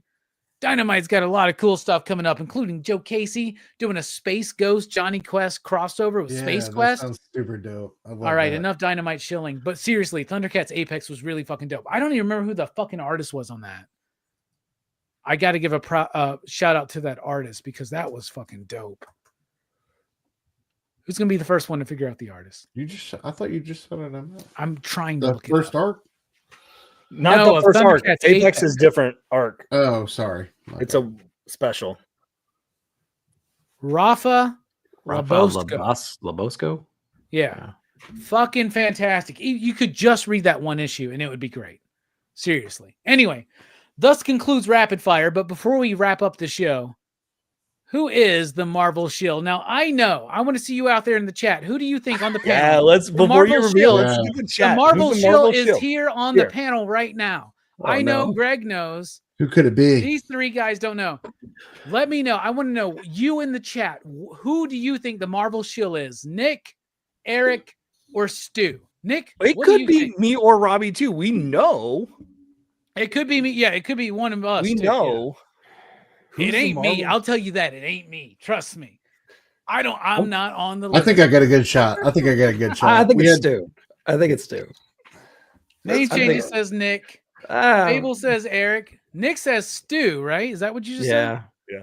Joe thinks it's Eric. What about you, Eric? Thanks a lot, Nick. Thanks a lot. Here's what I will say without spoiling anything. Jackass. It's a clear cut. It is a clear cut. There's a gap. Oh, I'm nervous. Damn. There's a gap between 1 and 2. Do you think it's you, Eric? I think it's me. Yeah. You kidding me? I've been campaigning. I want my name out there. Stu, who do you think it is? I think it's me. I'm gonna put a vote in for your boy. I think it's me. All right. Well, not only do we have the reveal of the Marvel shill, we have like a top 5 fucking list. So, Greg, thank you so much for putting this together. Run us through. Here it is, the reveal. Who is the super secret Marvel Mary Society marching whatever the fuck Marvel shill? It's fucking Nick, man. Oh, shut the fuck up. No. Nick is the Marvel shill. But Joe Corallo's on there too, just so you know. Look at that. I'm not on there. What? Okay, screw it, Greg. No, this is a recount. This is some hanging Chad bullshit. Hey, Nick, you want to know what did it for you? What did it? The picks? Ultimate Spider-Man. You had 2 Ultimate Spider-Man picks. Okay. And Avengers Twilight. Right? Yep, I knew it. All right, so 3 Twilight. I'm not mad at that. So, okay. I mean, tell me that Avengers Twilight and Ultimate Spider-Man weren't the best Marvel books out there. So, you sound defensive, bro. Don't be defensive. Eric, you had one with the Ultimates. You had a Spider-Man Reign and Avengers Twilight. I ain't mad at that. Okay. I know what I had. I had Doom and the Ultimates. Yeah. Yes. Yeah. And then I had Sentinels and Fantastic Four. So there you go. And Chris had Ultimate Spider-Man, and Joe had Amazing Spider-Man. Which was which is like worth. Yeah, he worth basically like broke 10. the panel. Yeah, that's worth like 10 votes. So yeah, Nick was the Marvel shill. So you tell me I had 0 Marvel picks. Is this what must be what a CBC award feels like, right? I will send out the Marvel shill award to you, Nick. Congrats, Damn it. I'm trying to like maintain a sense of like indie focus on my channel. I can't have this kind of publicity ruining my shit. Oh my gosh. Wow. Oh, man. Yeah, I didn't have a single Marvel pick, I don't think, on my fucking. No, you had no. I'm gonna blame going first every month on the Twilight piece. That's 3 books. That means that you had the most opportunity. You could have picked anything. That's true. You got to pick anything. On me. That really backfired. Never mind. Well, that one month I wasn't Nick, here. I love watching Nick like squirm on the pen right now. Like, you know. What else could I think of? I opened up my email this morning and saw these images, and I went, oh, "It's fucking Nick!" I for sure thought it was Eric. I thought it was Eric, man. That's what I thought it was going to be Eric. Eric, I mean, you were close, Eric. So two is a pretty big gap. 2 is a big gap considering we went 5, 3, 2, 1. Yeah, let's run through these again. Greg, lead us through real quick. So 121 picks, 10 different pickers, 17 different publishers, and 5 times that Robbie picked Transformers. Fuck yeah. Top artist of the year, Daniel Sampari with 4, tied with Jorge Corona with 4, Ian Bertram and Bill Quiz-Evely with 5 picks with their Helena Winhorn and Precious Metal, and then Daniel Warren Johnson crushed it with Transformers, and I think he has credits in The Moon Is Following Us. Then you got Rom V, Darcy. Rom V is now moved up into 3 solo with that pick this week, New God. So it is Darcy and Chip tied for 4th at 5, alongside with Kelly Thompson now. Because of Stu's pick there. And then so Rom is now 3, and then you had Tom King as 1. Top Dark Horse, Skybound. Marvel Comics does not change though, because the Marvel Comics picked were in rapid fire. And same with Skybound, so those were tied. DC got some likes this week, but then Image was a clear cut with realistically 49 picks. Then you had the 8-way tie. Wonder Woman, Transformers, Helen, and Precious Metal are our top 3 books of the year here. Here. And very clear. And there's your Marvel shill. Fucking Marvel shill. Shut up. I like Joe in the chat. Wow. He's my new favorite. Fuck all of you. Trust is compromised right now. This has been the best show ever. Thank you guys for just sharing in this. Holy cow. It has been great. Nick, thank you so much for being here, man. Final thoughts, what you got coming up, all that shit. Final thoughts is I picked up the complete first edition of Soul Wind by Scott Morris on eBay while we were talking. Very, very cheap, and you can find it all over the place. There's like 10 editions of that thing, and you can get it free shipping for like $5. It's incredible. And I got volume 1 of Generation Gone, so I'm gonna have some really good reading coming up very soon. What Marvel books did you pick up? Yeah, you don't want to plug TVA number 1 or anything? TVA number 1? You know, that's how he's trying to change it really quick. I bought this really independent book right here that none of y'all have heard. Do you even know who Scott Morse is? I'm trying to like de-Marvelize myself very quickly with all these books I didn't know existed. I'm just so happy. I was like, I know. There was a moment today where I was like, is it me? And then I was like, no way. Everybody thought it was me. Everybody was so sure it was me. I thought it was Eric, man. I thought it was E, man.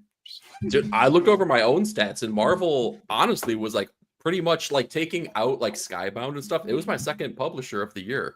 What I was crazy thinking about, but Nick stole. Nick, was like, you wouldn't have stolen all his picks. It would have been Eric.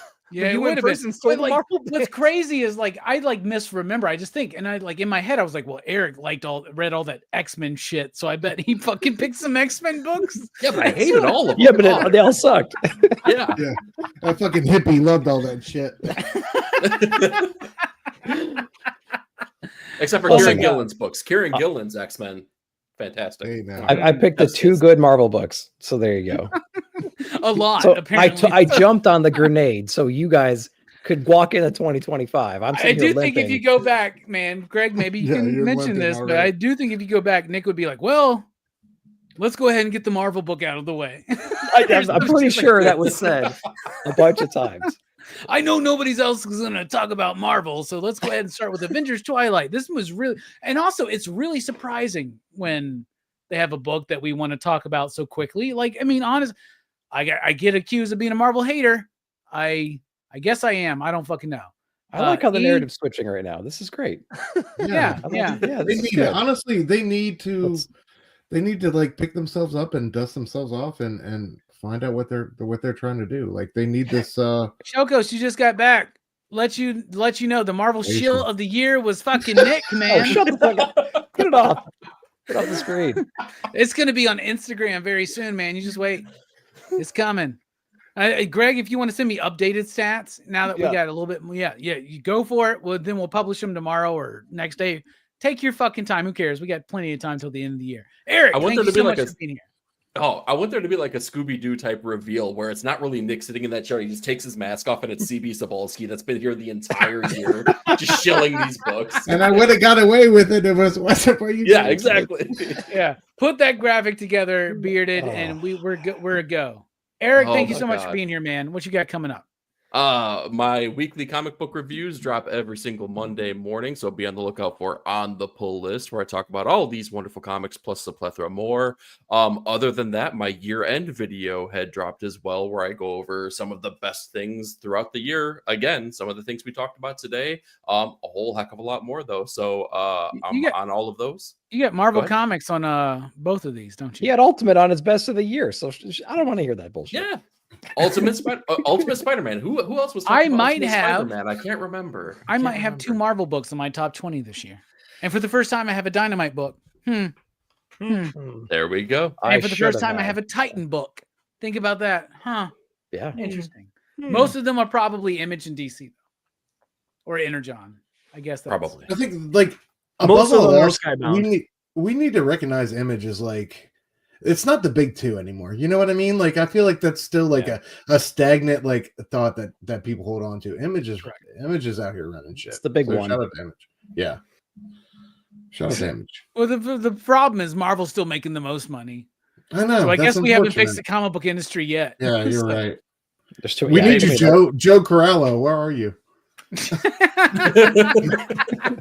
Just say ASM and he'll show up. Yeah, exactly. Oh man. The post conversation on our Festivus stream was some really funny shit. I wish everybody has access to that. It was so much fun. Greg, thank you so much for being here. You got a great channel. Thanks. What's coming up for you? 2025, man. I've got a lot of interviews that are in the can that are going to be dropping in January. I just have taken a pause, so I don't know what I'm releasing. But come the first full week in January, I'll be back onto my weekly interviews. So the last one that's up is the Jeff Parker. We talk about Batman Silent Night Returns that have been coming out. I might do a best of list. I don't know. I always hate that because I always get stuck with like Beneath the Trees had like 3 books coming out this year, but it had like 3 the previous year. Like, so I don't know. We'll see. I've got my picks though. I don't know if Marvel books will make it in there, but maybe one will. Because you're not a Marvel shill, bro. Yeah, let the record show. However, oh Jesus, you did have 2 picks. I did have 2 picks. I had the Ryan North one that you guys lit me on fire for. Yeah, the Fantastic Four. Fantastic Four. And then Sentinels, the man. Yeah, Alex Sentinels McModell was a pick. good Sentinels. Yeah. I'm still Also enjoying Sentinels, man. So yeah. Marvel's got some good books, man. Yeah, they got at least 2. Stu, I love you, my man. You're the best. You like, I know I've given you a lot of shit this year, but you're no longer the rookie, man. That's Scotty. So now Scotty's getting all the shit. So you just wait and see, man. We're turning on that motherfucker. Yeah, dude. Thank y'all so much for having me. It's honestly been a great year of being on the show. So I thank y'all for welcoming me and having me. Just Ink and Insights. We're coming back on January 8th. Me, Nick, and E. Wow. We're doing our best of 2024. Just imagine it says guest starring Comic Culture. This is the one you sent me. I was like, he sent me the well, same dude, one. That's all we got. Come on, man. It's holiday break. We're getting there. You know what I mean? We've been taking our time. So that's a couple weeks away. We'll get there. But yeah, we had Robbie. Hold on, one more time, real quick. Real quick. Look at that. Exactly. Look at that. You need to know who to trust. Those were 2 different books. Okay, 5 times, 2 different books. You've had your time. Okay. Everybody have fun on Instagram this weekend, man. Nick is the Marvel fucking shill of the crew. Let's go. Come on. You've taken that crown from Herm, man. Oh God, he's gonna fight me for that. We're gonna start calling you Paul, bro.